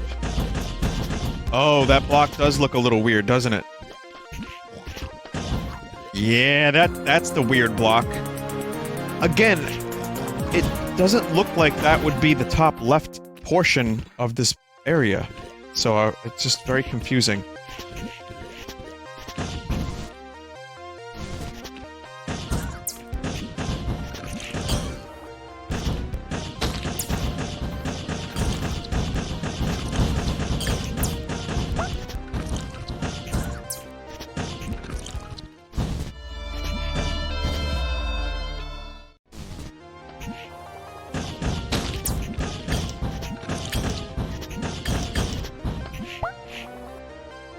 The only mobile game I was actually semi-interested in, and I'm gonna get made fun of for this. I am, and I'm okay with that. It was Elder Scrolls Blades. After all that I've been through with Todd, why would I say that? But that was the only mobile game where I thought, well, wait a minute. If there's a, you know, big, like, dungeon crawling experience here, I don't know, it could be kind of cool. It didn't look completely terrible. It just looked like a little mobile version of Elder Scrolls, which is fine. I mean, for me, mobile games, at their best, would be a mobile version, a handheld version of a console video game, not like kiddie gambling. But then I heard some weird things about Blades from people who played the beta, and it didn't seem like something I'd be interested in after that. Before that, maybe. After that, not so much. It seems like a relatively shallow experience. Which, again, it's a mobile game. I'm not sure what the fuck I was expecting.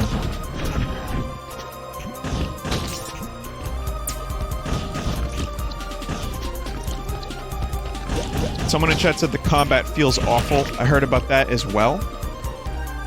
And, you know...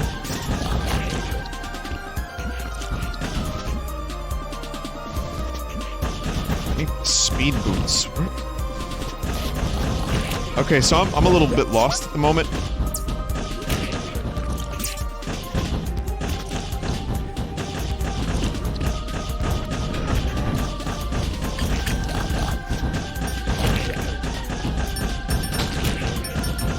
think I have to go back up here.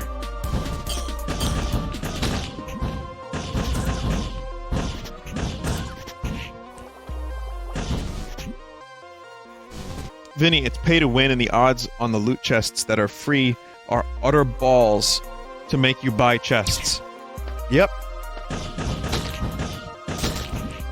You know, I do like randomization. Diablo, before Diablo Immortal, like, I'm not into that, I'm not gonna play that. I would like to not play it. I might play it. I might have to play it and just check it out, but it doesn't seem like something I'm gonna really... I don't want it.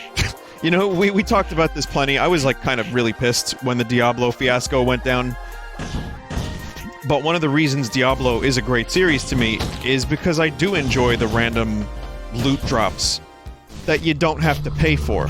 Like, I like randomization in video games. Which is why I play games like this, because I like not knowing what you're gonna get next. And that's, you know... That's a... Whoa, lad! Looks like you're wearing a t-shirt.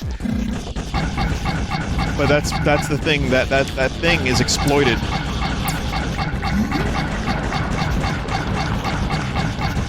That interest is exploited very easily.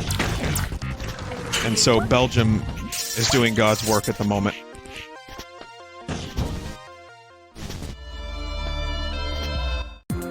Got it.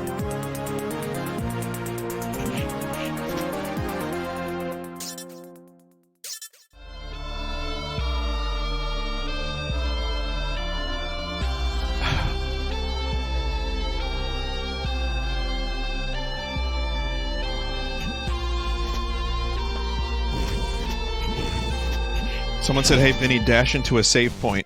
I don't like that. That's very cryptic of you to say. Which probably means that it will crash my game if I do that.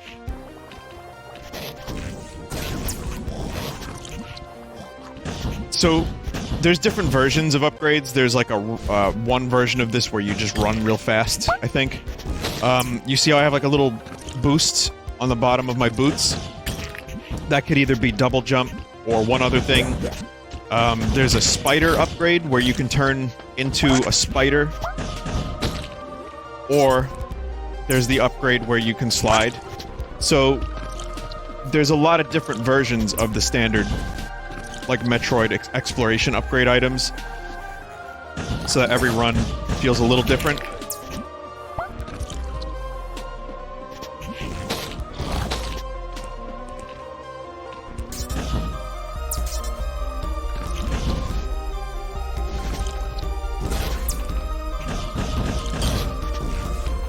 It's a cool game. Like I said, it controls a little bit like butt. There's some people that would be fine with that. I think some people would probably hate it. It could still get repetitive for people. It, you know, doesn't bring a whole lot new to the table in any sense. So I'm not in love with the game, but I like it. I do like it. I think it was worth playing and beating. I enjoyed that. I don't think this is going to become a regular segment on the stream again. But, you know, some people like it. I like it. Come back in short doses. Small doses, rather. So my recommendation for this game is yes, but it's like a conditional, situational yes. Where Dead Cells I'd probably just recommend to everyone.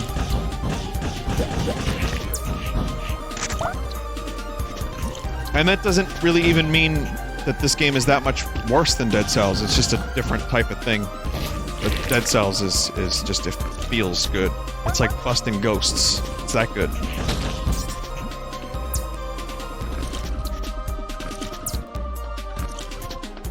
Hey, listen, you know, if this game does well, maybe there's more potential in this concept. Maybe, you know, the one dude will get a team of dudes, and they could create a Robert named Fight 2, and it'll start doing its own thing and branch away from the Metroid formula. Or a Robert named Fight 64.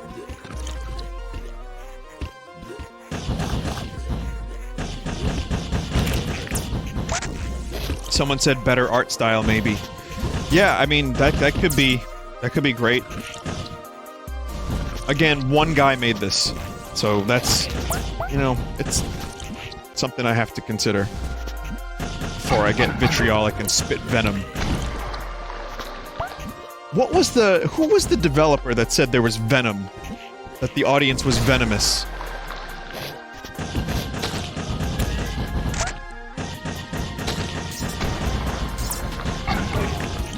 Not this. Not in relation to Vinesauce. I think it was in relation to Duke Nukem Forever. People didn't like it. It was Phil Fish.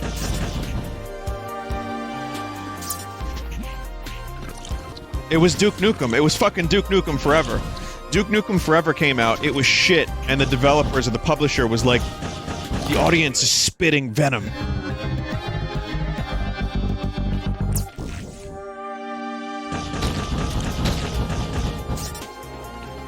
Sounds like Randy Pitchford. Just gonna get a little venom, Stan. God, what a mess.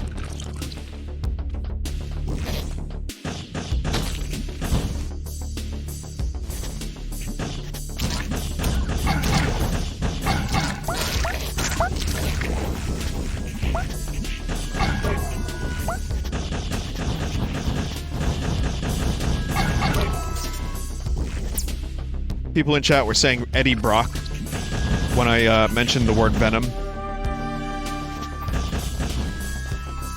And for a moment I was like, oh, which game developer is that? And then it, you know, then I remembered.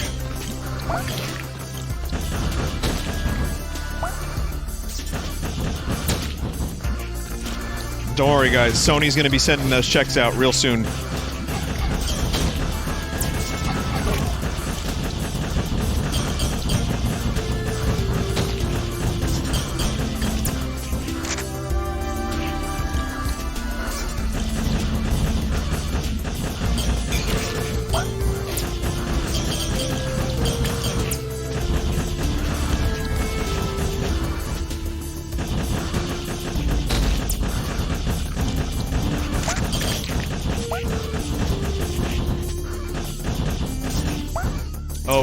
So a friend of mine yesterday gave me a vinyl, and I'm gonna have to take a picture of it at some point. It was a late birthday gift, and it was $3, and it's called Songs and Stories About Tugboats. With the song Little Toot, I Am a Tugboat, What is a Chugboat? Now remember, that's me, that's my name, Tugboat. That's a nickname that people have given me. So this is an album about me. See if I can find this online. Or maybe this is like the only copy of this that exists. Nope, it's real. It's fucking real. I just found it. Here it is. I now have this. What a gift. What a gift. Old Ironsides takes a vacation. Tugboat Tim, Blinky the lighthouse ship. Yeah, I believe, if I'm not mistaken, the tugboat on the cover, the tugboat is the HMS Terror, and the other one's the HMS Erebus.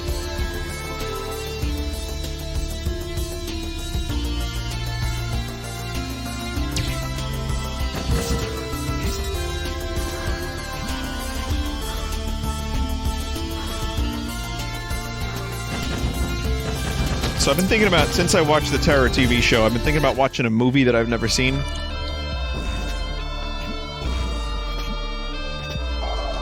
Master and Commander.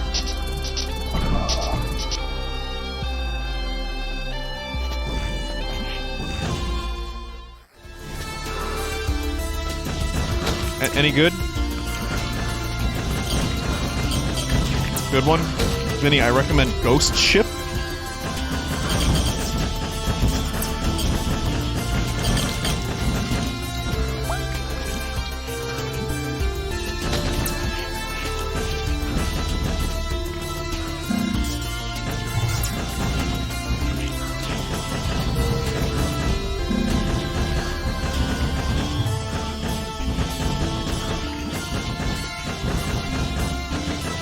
What the fuck is Ghost Ship?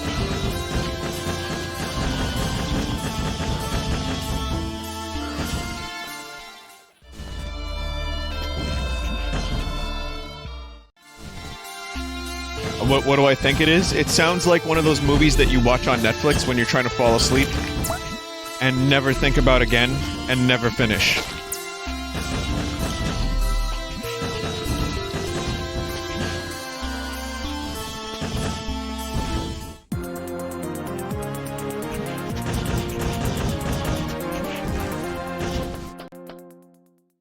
It's a horror movie with lots of murders.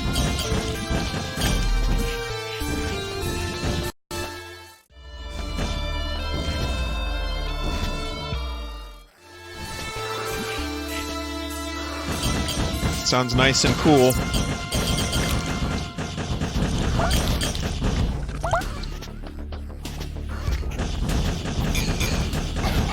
I mean, I like schlock every now and then.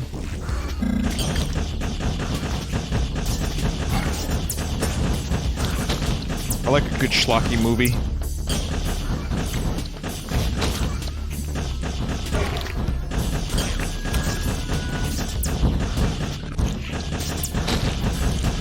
Except Zardoz. I fucking hated that movie. I thought it was gonna be funny because it was Sean Connery in a red Speedo. I always tell this story, but man, I was so excited. I found the DVD of Zardoz, and I heard it was like a funny, bad movie, but kinda good, and also just weird.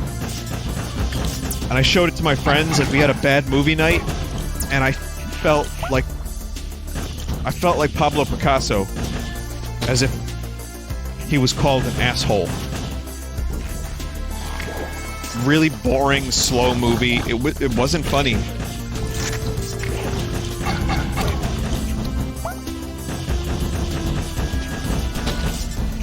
But I guess it was on some list, like 10 years ago. I remember I would go to this store that sold DVDs because movies were not really streaming. I mean, Netflix was just starting out. I didn't really have any of that stuff. And so I would just buy shitty DVDs and shitty movies. I got Cocaine Cowboys. My shitty movie collection is not extensive, but I got a couple.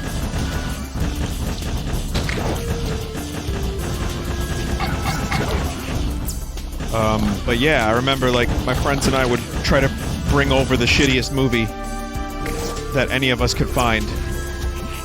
We'd have bad movie night, and I brought Zardoz to the party and killed it within a half hour. That was a shame.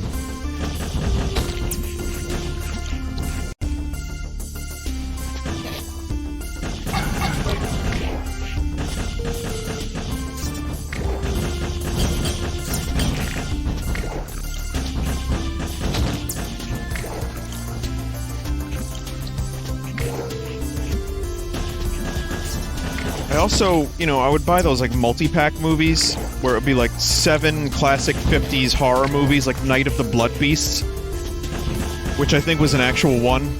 I'm almost dead, by the way.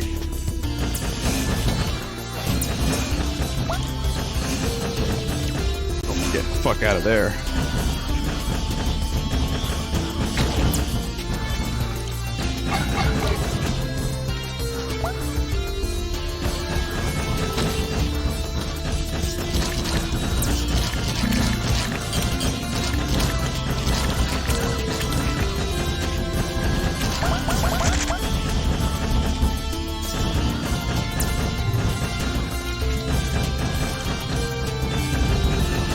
I need penetrative shots.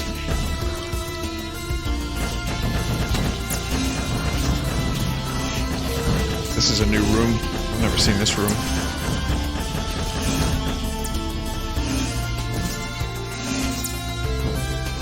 But yeah, those packs of movies that have, like, you know, 5 movies and 1 DVD. Just old shitty sci-fi. Not as entertaining for a bad movie night as you'd expect. Unless it's like Ed Wood. Ed Wood usually had some pretty entertaining shit.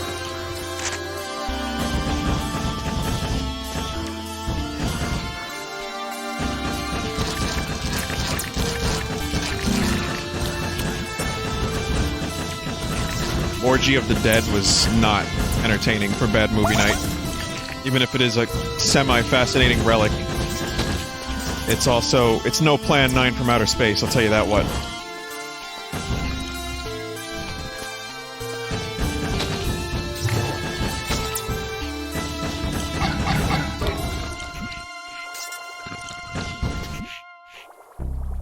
That's right. I'll tell you that what. I'll tell you that what. So I donate in intervals of 3.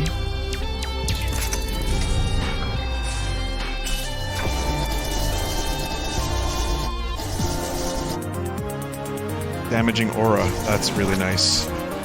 That's good stuff.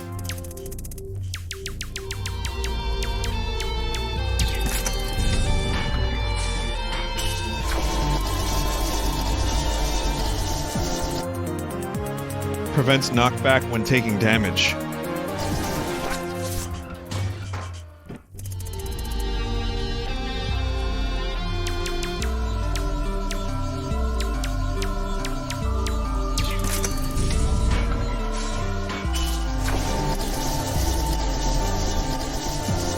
Nice!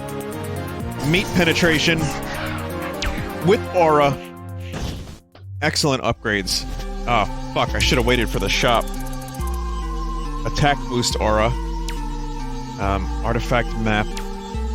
Toxin pauldrons. I can still get most of that if I just get a little bit more scrap.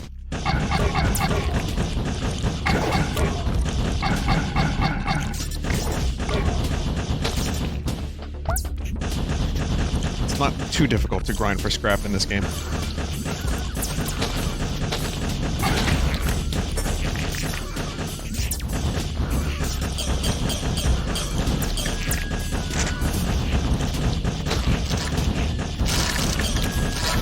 Wow, that's great. That is good stuff. Oh, eat dick.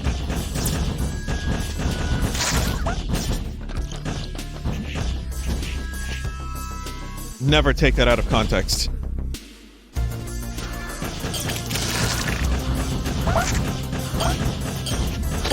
Vinny said to eat dick! This is good stuff!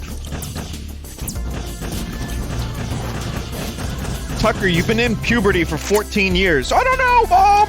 Stop! Stop! Stop following me, Mom!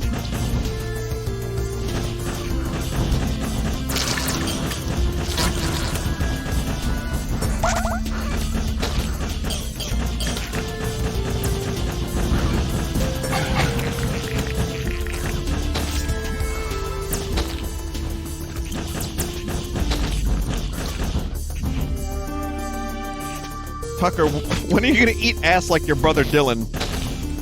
I don't know, Mom! I don't like ass! Poop! Mom!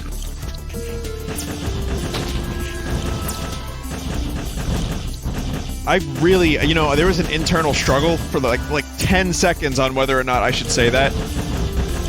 Because I was like, you know, it was in my mind, it was like, just say it, Vin, it's funny. Say the thing. It was terrible.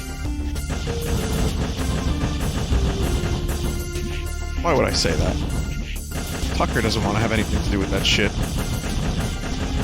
God damn it, Dewey, you don't want to have anything to do with this shit.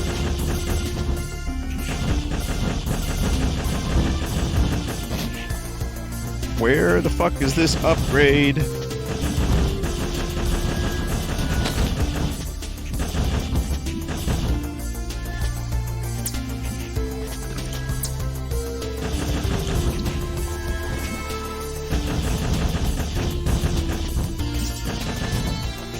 Platform you were standing on.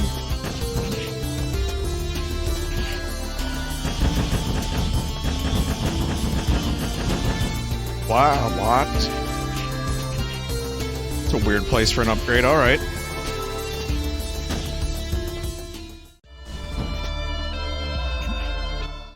Firebolt. This is now broken bolt mode. Fire, aura, penetration, missile, bolt.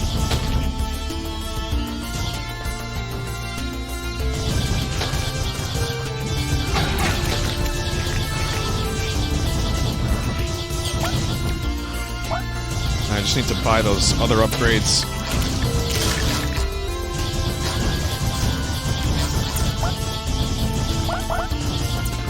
Gonna get, I'm not going to be able to do all of it because it's going to take a while and be kind of annoying to grind for scrap. Actually, that's not true. Let me just get a couple more.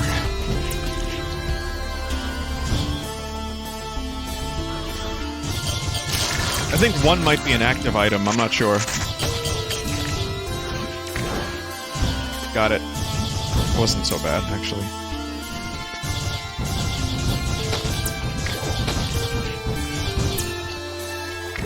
Vinny, it is. Which one? The aura? Attack aura? I got it anyway by accident.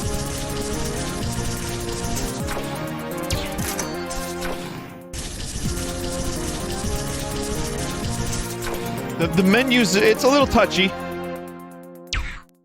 Could've got them pauldrons. So what, this does what exactly?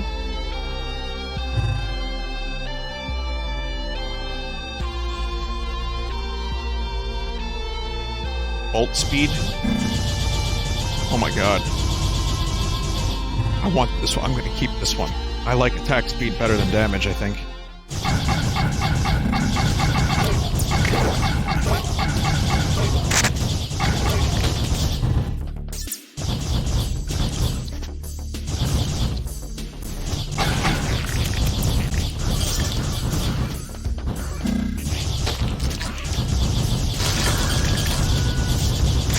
And this little robot I have is going to continually refill my, my meter.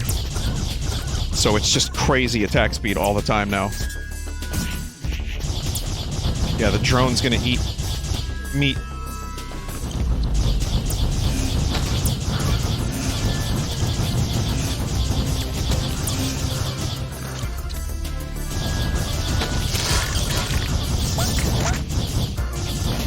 Still can't do this yet.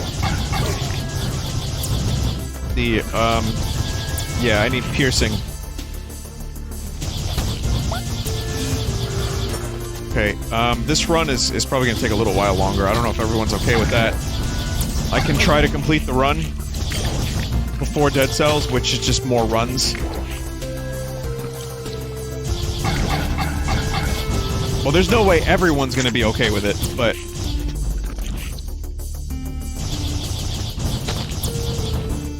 some people will be, I guess.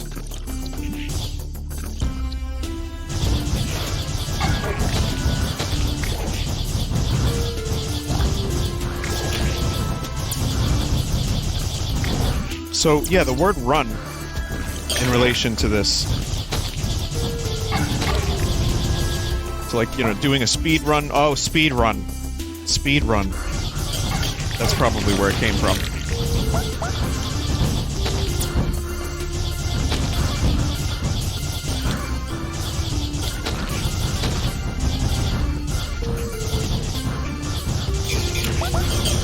Or run-through, short for run-through. But then walk-through is a guide, and a run-through means that you're just going through the game. Words, man, made them up.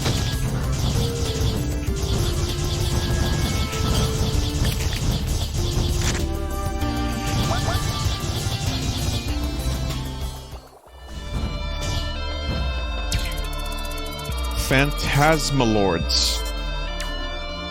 Hunter Killer.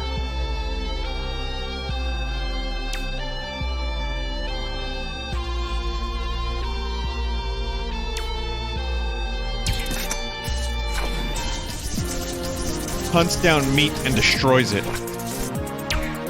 Fuck yeah. Now I have two lads.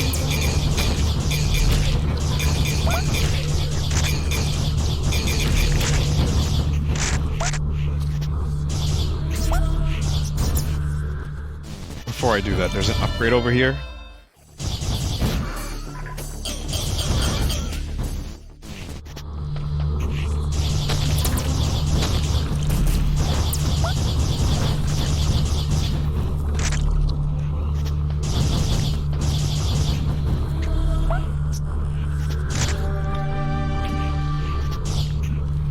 Oh, this is just straight up a boss. Okay, okay, okay. Grand Falloon.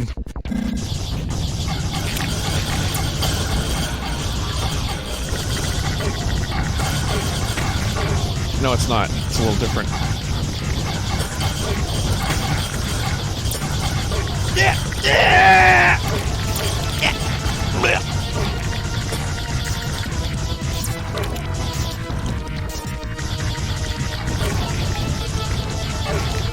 Get some! Get some!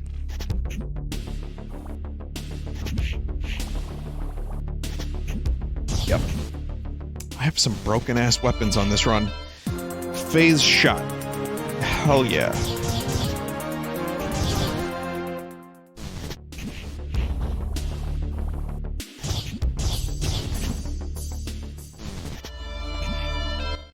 Big!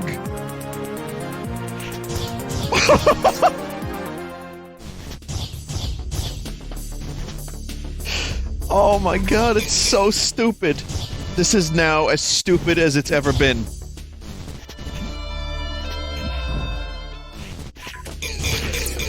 Test them shots out.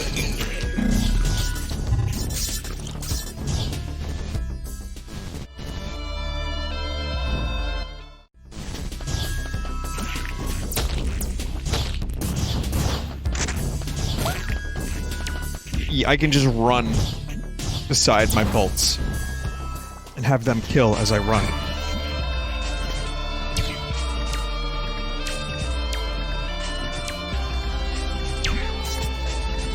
Not yet. I'm so happy warp points are in this game, though. Yeah, all you need is like 3. That's it. 3 warp points. It'll just speed up the run by a couple minutes, cut out some of the tedium. That was my, one of my big issues. So, John Developer, if you had anything to do with this... Well, of course you did. You made the game. But if I had anything to do with this... Probably not, but if I did... then I'd want royalties.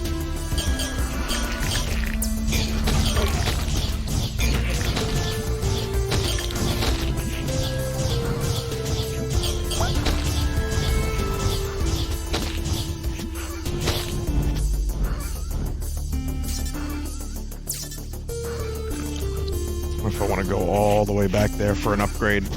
But I can run.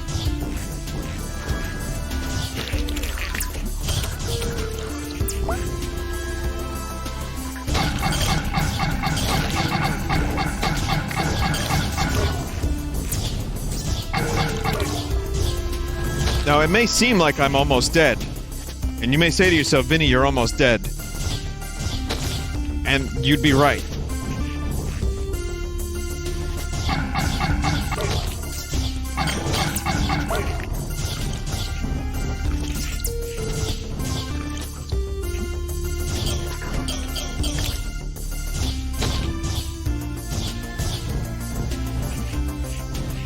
That was a little scary. Good old flat turds. I just missed an upgrade. Gotta go back and see if I can go. I can't get that upgrade anyway. It was on the other side.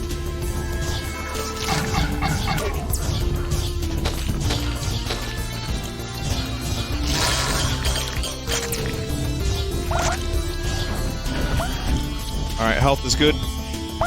Here's an upgrade. Let's hope it's a good one and I didn't waste my time and everyone else's time.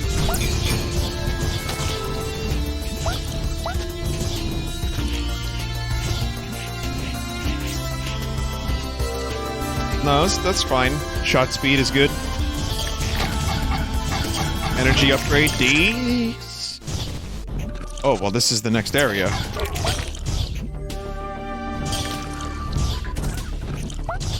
Now, granted, there's a couple other areas to the left that I'm missing. But I'm gonna go for it.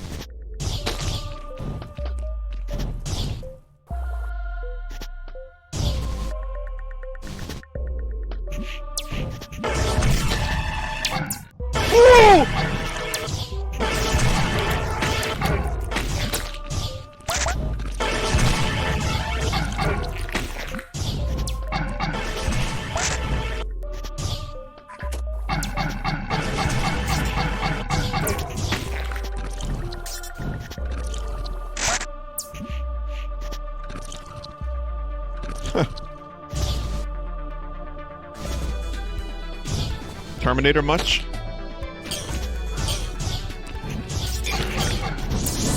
I like how Arnold was in the new Terminator trailer for 1.5 seconds.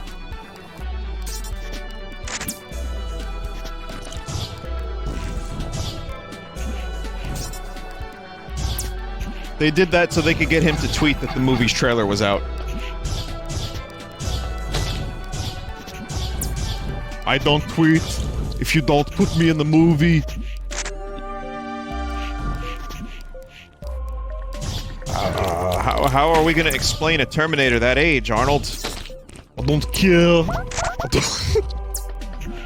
God, my Arnold is so fucking bad. I don't care.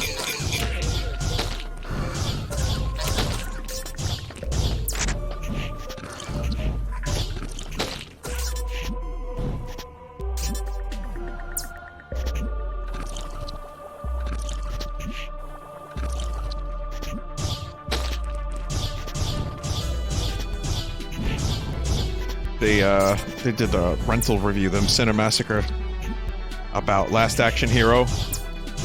I didn't realize Last Action Hero was... Arnold considered it to be his first failure. I thought he had plenty of other failures in movies in the 80s, but apparently he kind of didn't. He was kind of riding, you know, that high for a while. Even if it was Commando, it was still a fun movie, dumb as it may have been. Meanwhile, Last Action Hero is fucking great.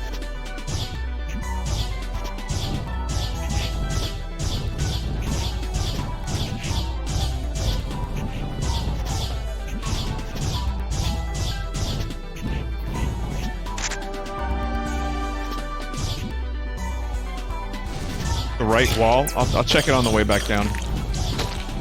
Yeah, there's a secret down there. I don't know. But yeah, Last Action Hero was great. There was some not so great 90s Arnold movies. I mean, his career started getting kind of weird around the 90s.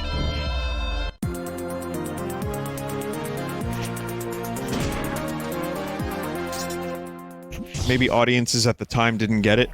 Maybe.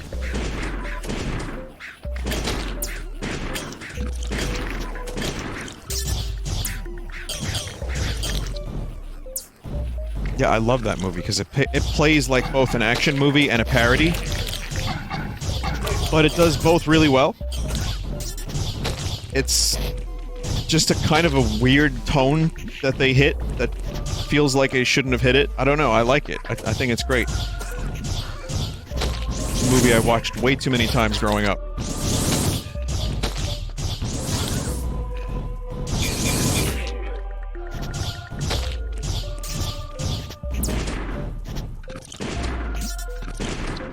So someone said right wall.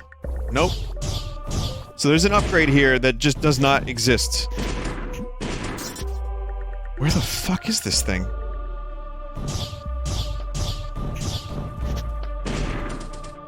Oh.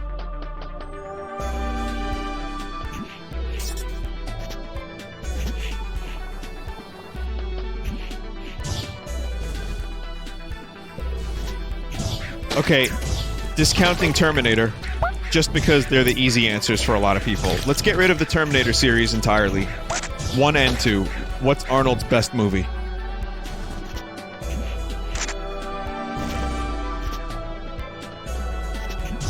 Predator, Conan's great. Jingle All the Way, come on! Last Action Hero, Turbo Man! I would say Conan might be my favorite. Outside of Terminator. True Lies is great. Total Recall might be my favorite, if not for Conan. I think, you know what? Yeah, Total Recall from me tops Conan because it's a Philip K. Dick book that was adapted into a movie, and they did a really good job with it. And you know, Philip K. Dick is a great author. You have to say his full name. Philip K. Dick wrote some cool books. Great sci-fi author, that Philip K. Dick. Now, I listen to a Blade Runner podcast, and sometimes I don't listen to all the episodes, just a couple here and there. And sometimes they refer to Philip K. Dick as Dick. And it gets a little weird, like, Dick was just, he was amazing. Dick was so good. You know, I love Dick's work. And it's like, yeah, I mean, I'm a grown fucking adult. I know that I'm an adult. I know that I can look past that. I don't laugh when I hear it, but deep down, I know that they know what's happening in the room as they're doing the podcast. I know that they're acknowledging that this is a thing that might even be considered for a brief second. And then they say stuff like, oh man, I love it when dick is all over my face, and they don't say stuff like that.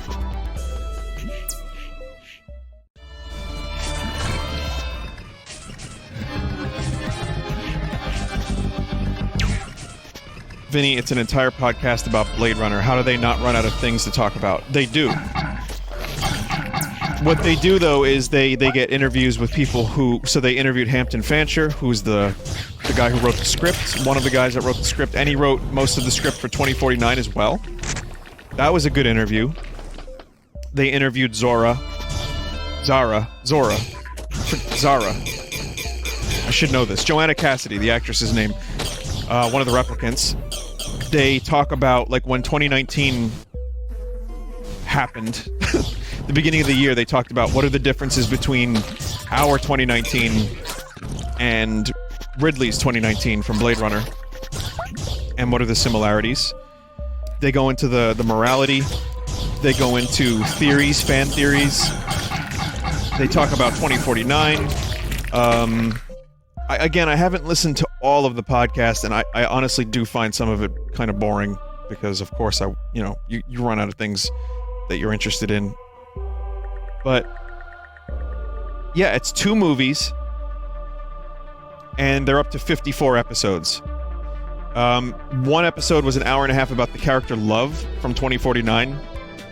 They interviewed the dude who wrote the book about the history of Blade Runner.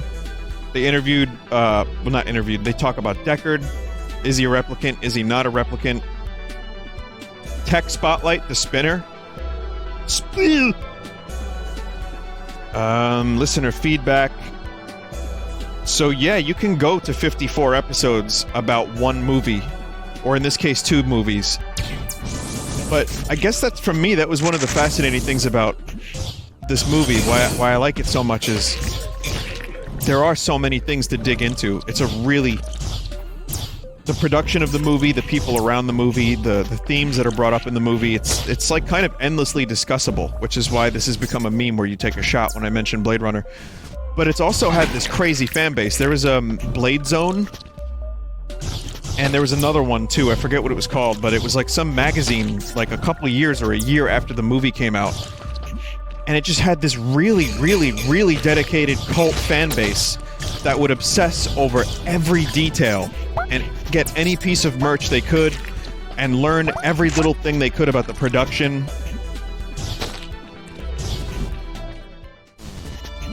So yeah, I find that stuff kind of interesting.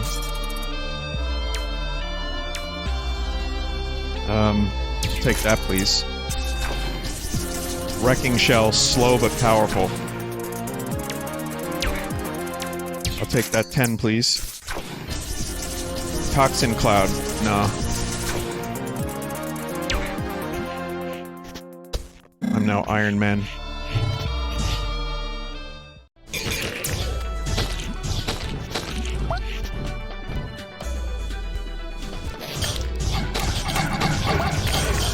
There's also a podcast devoted to all of Lord of the Rings, my other big interest. When I get into things, I get really into them. And I like having that kind of, like, extra material to, like, listen to in my car or whatever. And, yeah, you can really... I mean, with Tolkien, you can talk about everything. There's so much to Middle-earth. There's so much that Professor Tolkien wrote over the years that you could really have a new episode every week for a year and still not run out of stuff. Blade Runner seems a little bit more shallow than that. Not shallow, but you know what I mean, like, there's less. I got a lot of HP from this suit.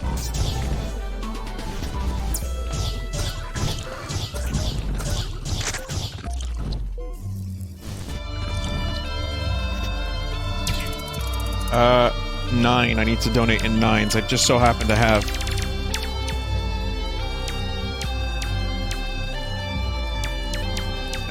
here.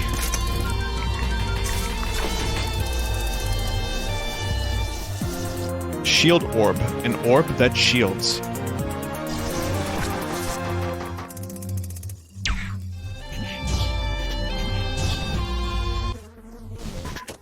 So Chernobyl has an accompanying podcast, not the actual event, you know what I mean, the TV show. And I really like what they're doing with that. The Terror had a podcast. 4 episodes, just going over the production. They got the author of the original book. They got the actor who played Hickey. And it was like a half hour, 40 minutes each episode. They discussed the episodes. Overall, it's like 2 hours worth of material. And it just makes me appreciate things like a lot more. Like, okay, so in The Terror, there's, in one of the scenes in the show, one of the crewmen who was at a camp that was like, you know, they failed, obviously, and they were resorting to cannibalism. They were running out of food. And in the show, this dude has a bunch of weird, like, piercings and chains around his face. Just, like, pierced into his cheeks.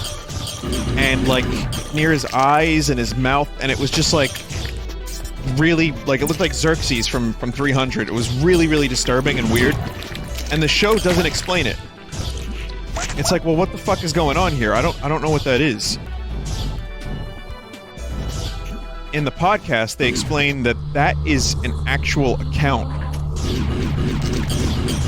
of what they found when they found the rest of the Franklin expedition. They found either a dude that was, I think he was dead, the corpse was dead, but yeah, the person was dead, but he had these chains all around his mouth and face, and it was like really fucked up.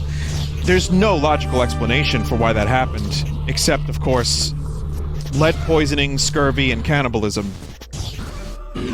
And it was turning the men's brains into like mush, and they were doing really bizarre shit. So that's a real thing.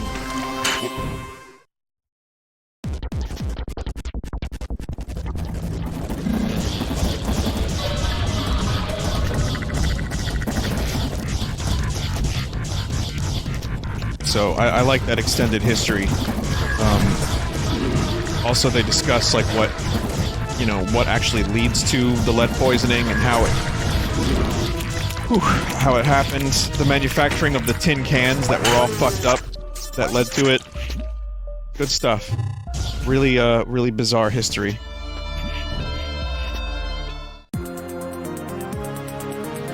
Flip gravity. What?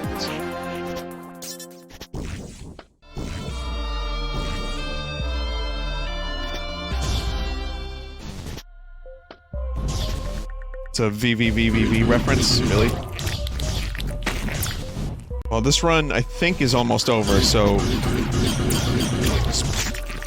we get a little bit more to go, so bear with me a bit. They also discussed the Toonbach, which is the name of the monster in the show. The Toonbach was based on some, just like what would make a good monster for the region, for the Arctic. Well, I say Arctic, it's the, it's above Canada, that counts, right? But it's also, the Toonbach itself, the name and some of the lore comes from actual Inuit mythology.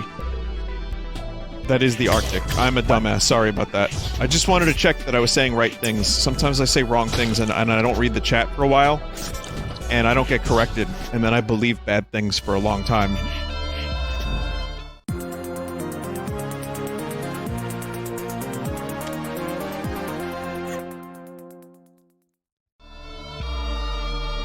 But, I did sequence break a little bit, yeah. But yeah, it's the history of all that stuff is really interesting, on top of the fact that the show is also kind of fiction. And, just specialized podcasts. Now, the ones that I'm telling you about for The Terror and Chernobyl, those are limited time things. Once they're done, they're done. But then you have a Blade Runner podcast that will go on for years, and it's just a couple really, really, really dedicated fans digging up everything they could. There's something kind of cool about that, too. I don't know. Maybe it's weird that I like that, but I like that. Whenever I learn something new about Blade Runner, I'm like, I thought I knew everything about this movie, and it turns out I really, really don't.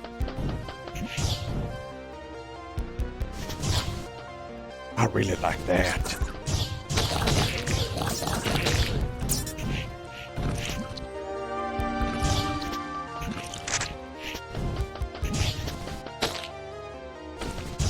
But I mean, you know, podcasts are basically, it's radio, but now, and about every topic. And as podcasts continue to evolve, every topic will be covered. And I think I've even mentioned this on a previous stream.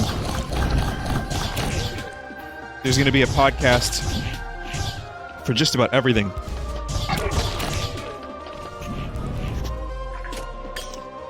The YouTube Poop Podcast. Remembering all the best YouTube poop.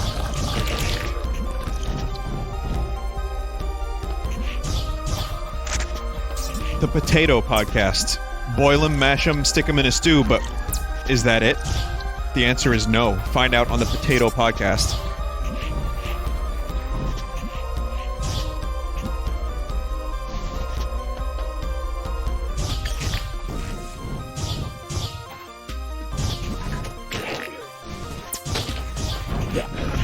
That's the state of YouTube. Oh yeah, no, there's a million videos about everything on YouTube for every topic, which I love. I mean, that Half-Life documentary I linked, you can get some really deep fucking videos that are basically mini documentaries with production value that's getting really good for any topic. So if your favorite thing does not have a documentary about it, or has not historically, you can just find it on YouTube. It's probably there. Someone made it. Someone's a big enough fan. I mean, the internet also kind of blows in some ways for a lot of reasons. But it's also kind of a beautiful thing, isn't it?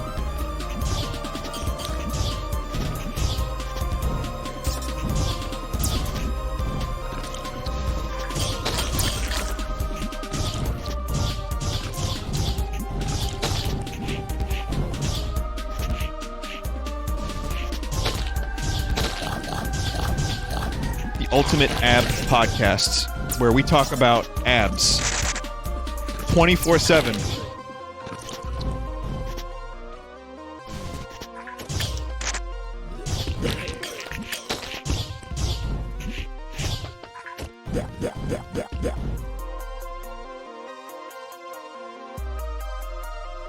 Ants? Can someone look up whether or not there's a podcast about ants?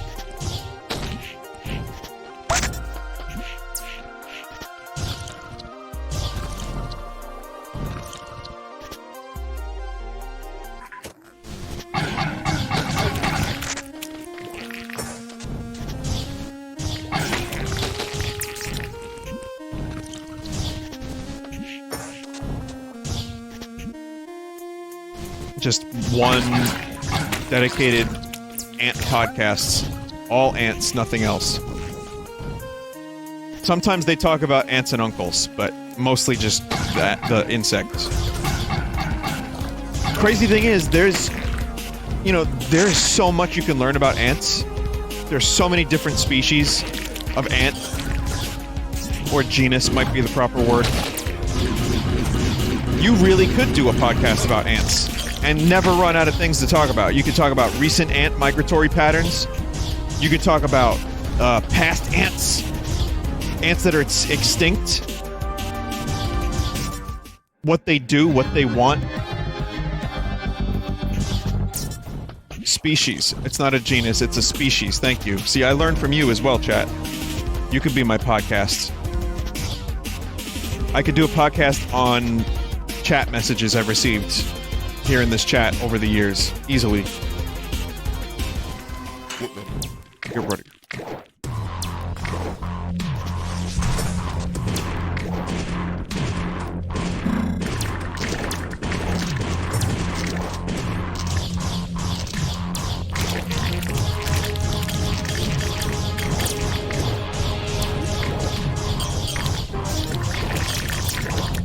Yeah, it's a little cheesy.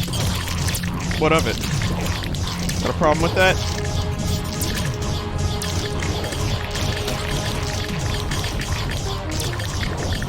This isn't even the final boss.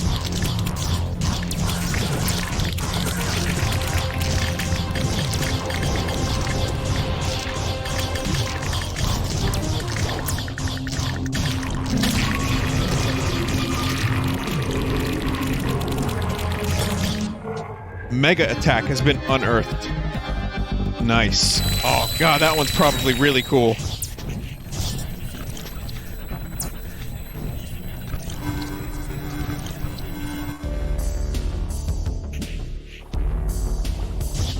Okay, we're almost done.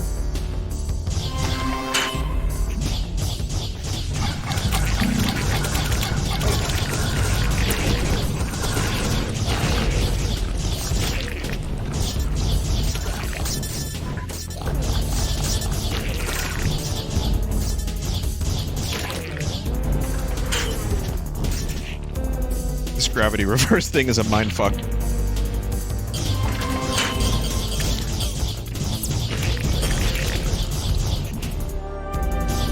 Alright, I'll take that.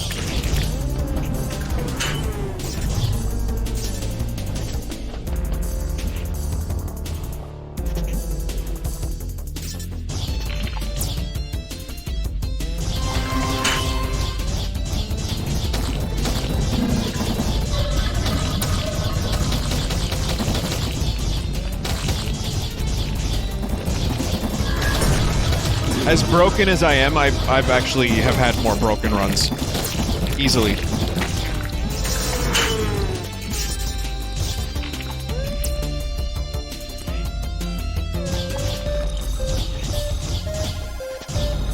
I mean, well, that's not true. No, I don't think I've had more broken runs than this because I may have had better attack, but the amount of defend I have right now, the amount of protect, is ridiculous. I'm not supposed to... I'm not supposed to, like, live? Why am I living? There's so much living.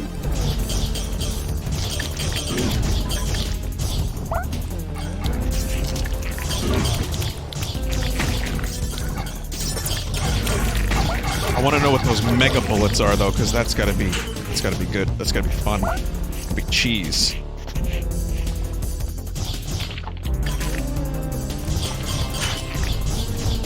The name of this game should be A Robot Fight Meat.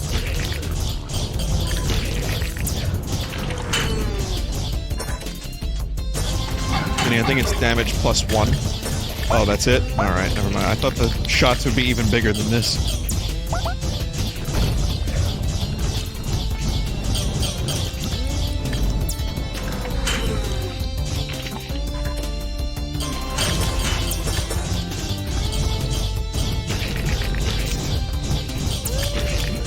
Yeah, no, this is probably the most broken run I've ever had.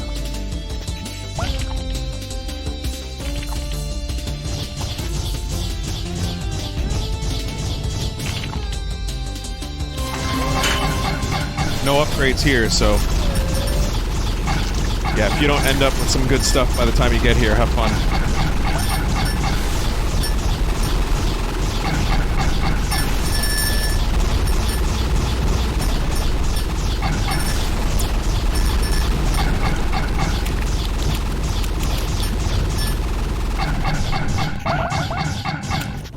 Boy, my dogs are barking.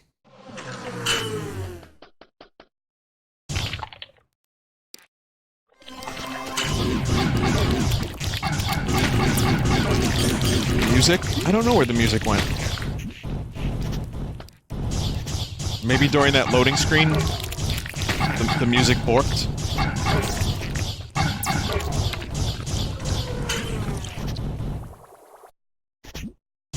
I killed it. Considering how quickly I'm killing everything else, I might have killed it, yes.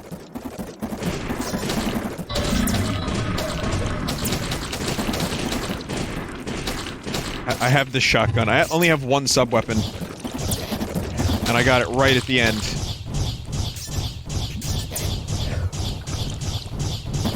And the shotgun is terrible compared to my main shot.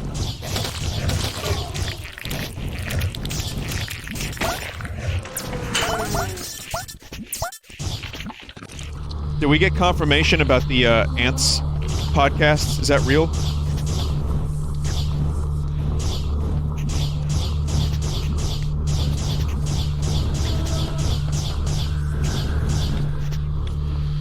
There's one about Ants. A-U-N-T-S. Ant Canada is a thing? Oh. So, what... I have to activate switches? I don't remember having to do this.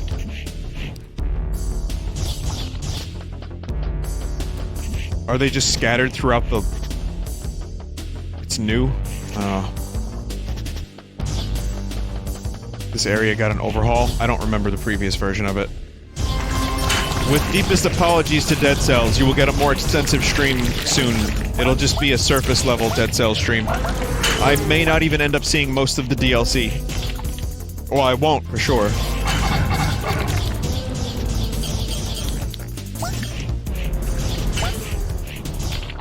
It'll be a perfunctory Dead Cells stream, even though it's not the right word for it. You know, you get a word in your head, try it out. Be adventurous.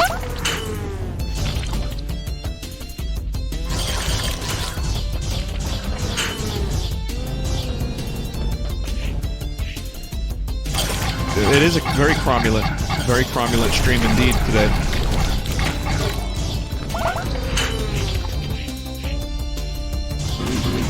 Very creme brulee. Erstwhile, I'm looking for these fucking switches.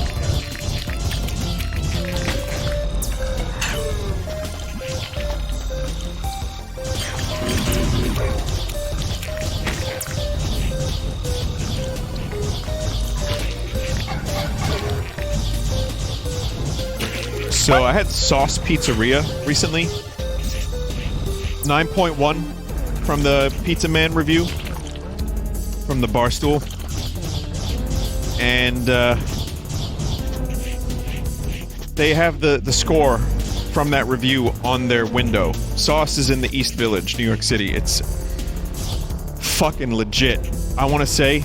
And that's one of his highest scores. And I've had it before. I've had it once with Chromatic, actually. But I had it again recently. Including last night after MGMT. Fucking awesome pizza. Awesome pizza. It comes with every pizza.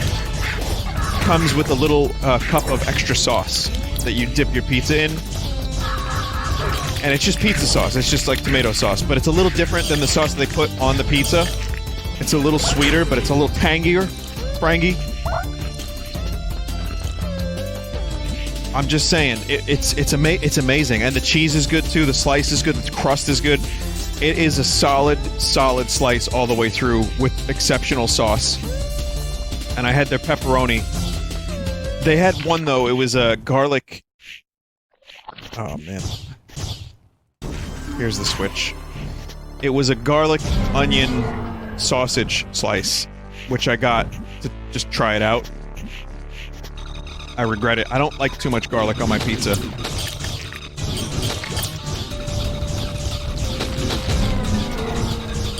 Their pepperoni, though, was legit. Their plain slice is legit. But it was so much garlic that it overrode the taste of the pizza. And that's when I draw the line at garlic. I like garlic. I like it on things, in things, near things, in the proper doses. This was a little bit too much.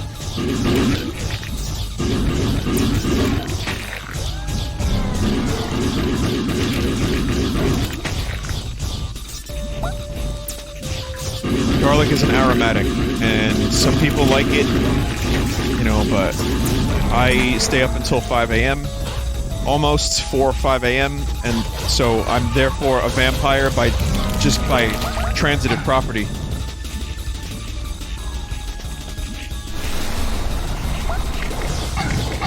This is a little bit of artificial game length. I'm not sure I like this very much. I'd love to just fight a couple things and move on, but then again, I've also been streaming this for a while, so it might just be me getting a little bit bored.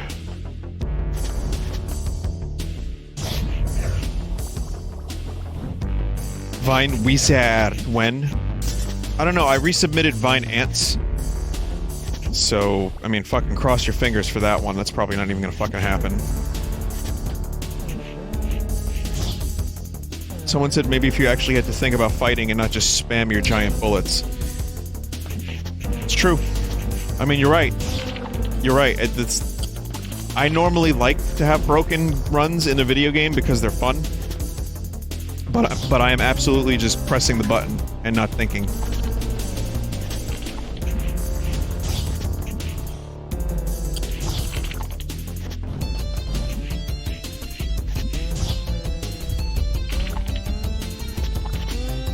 mean, me thinking? Hardly. So yeah, anyone who lives in New York City, or if you're visiting New York City and you're in the East Village, like around St. Mark's, it's not too far from St. Mark's, which I usually recommend people check out because it's a fucking shit show.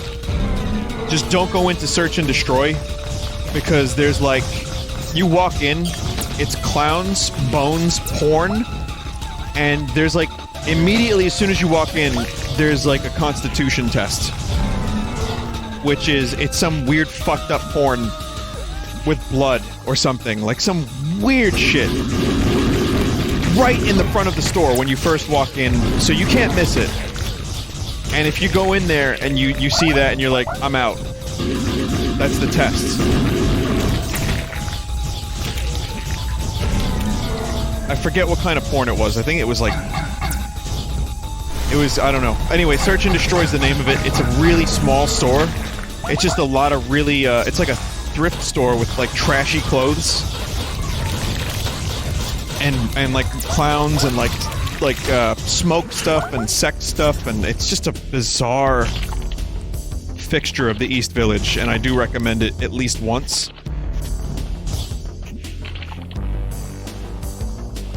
Vinny, should I go to the East Village then? I'm headed to New York City next week. Yeah, go to St. Mark's, check out Sauce Pizza.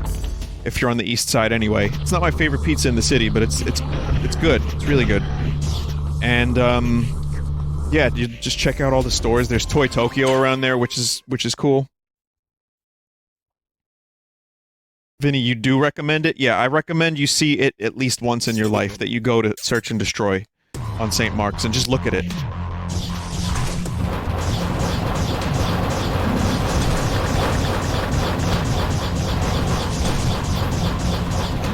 Notice I'm not fighting meat.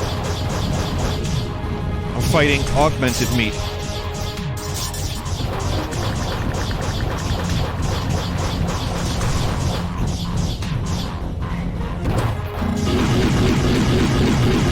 Doesn't matter, my shots are so fucking broken, it doesn't even fucking matter. That is a Virginia.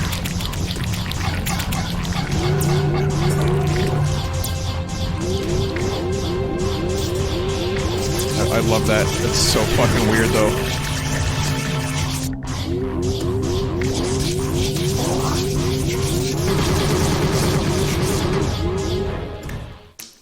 Yeah, this was too broken, this run.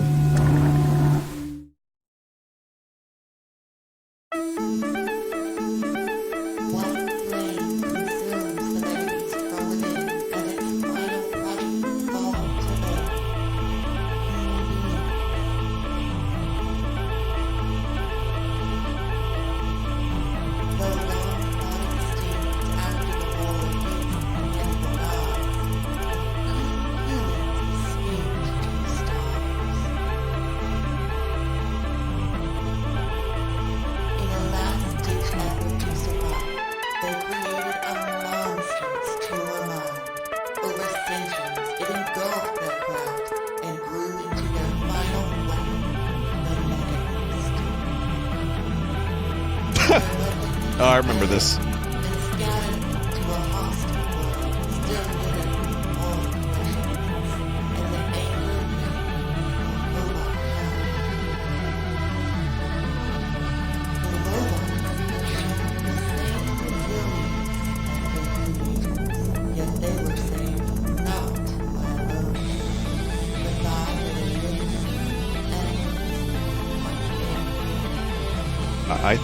Yeah, good thing I can read that. Alright, so the developer's name is Matt, not Robert. But the buy? Oh, I didn't even see that. Collect rate 100%. Wow. That was a really, really extensive run.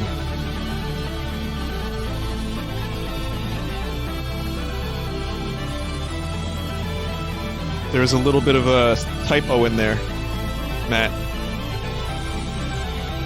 But great game. I like it. I think the whole package here is good. I think that the update adds some nice variety, some new weapons, but I still think that you can get... I mean, you just saw what it looks like to have a completely broken run. So, maybe some more balance. The glitch ending is really awesome. Oh, I have not seen the glitch ending. As you can tell, when I got to the glitch area, I died in 13 seconds or so. But anyway, we're gonna take a quick break. Dead Cells up next. Yeah, so stick around. I'm going to play a song.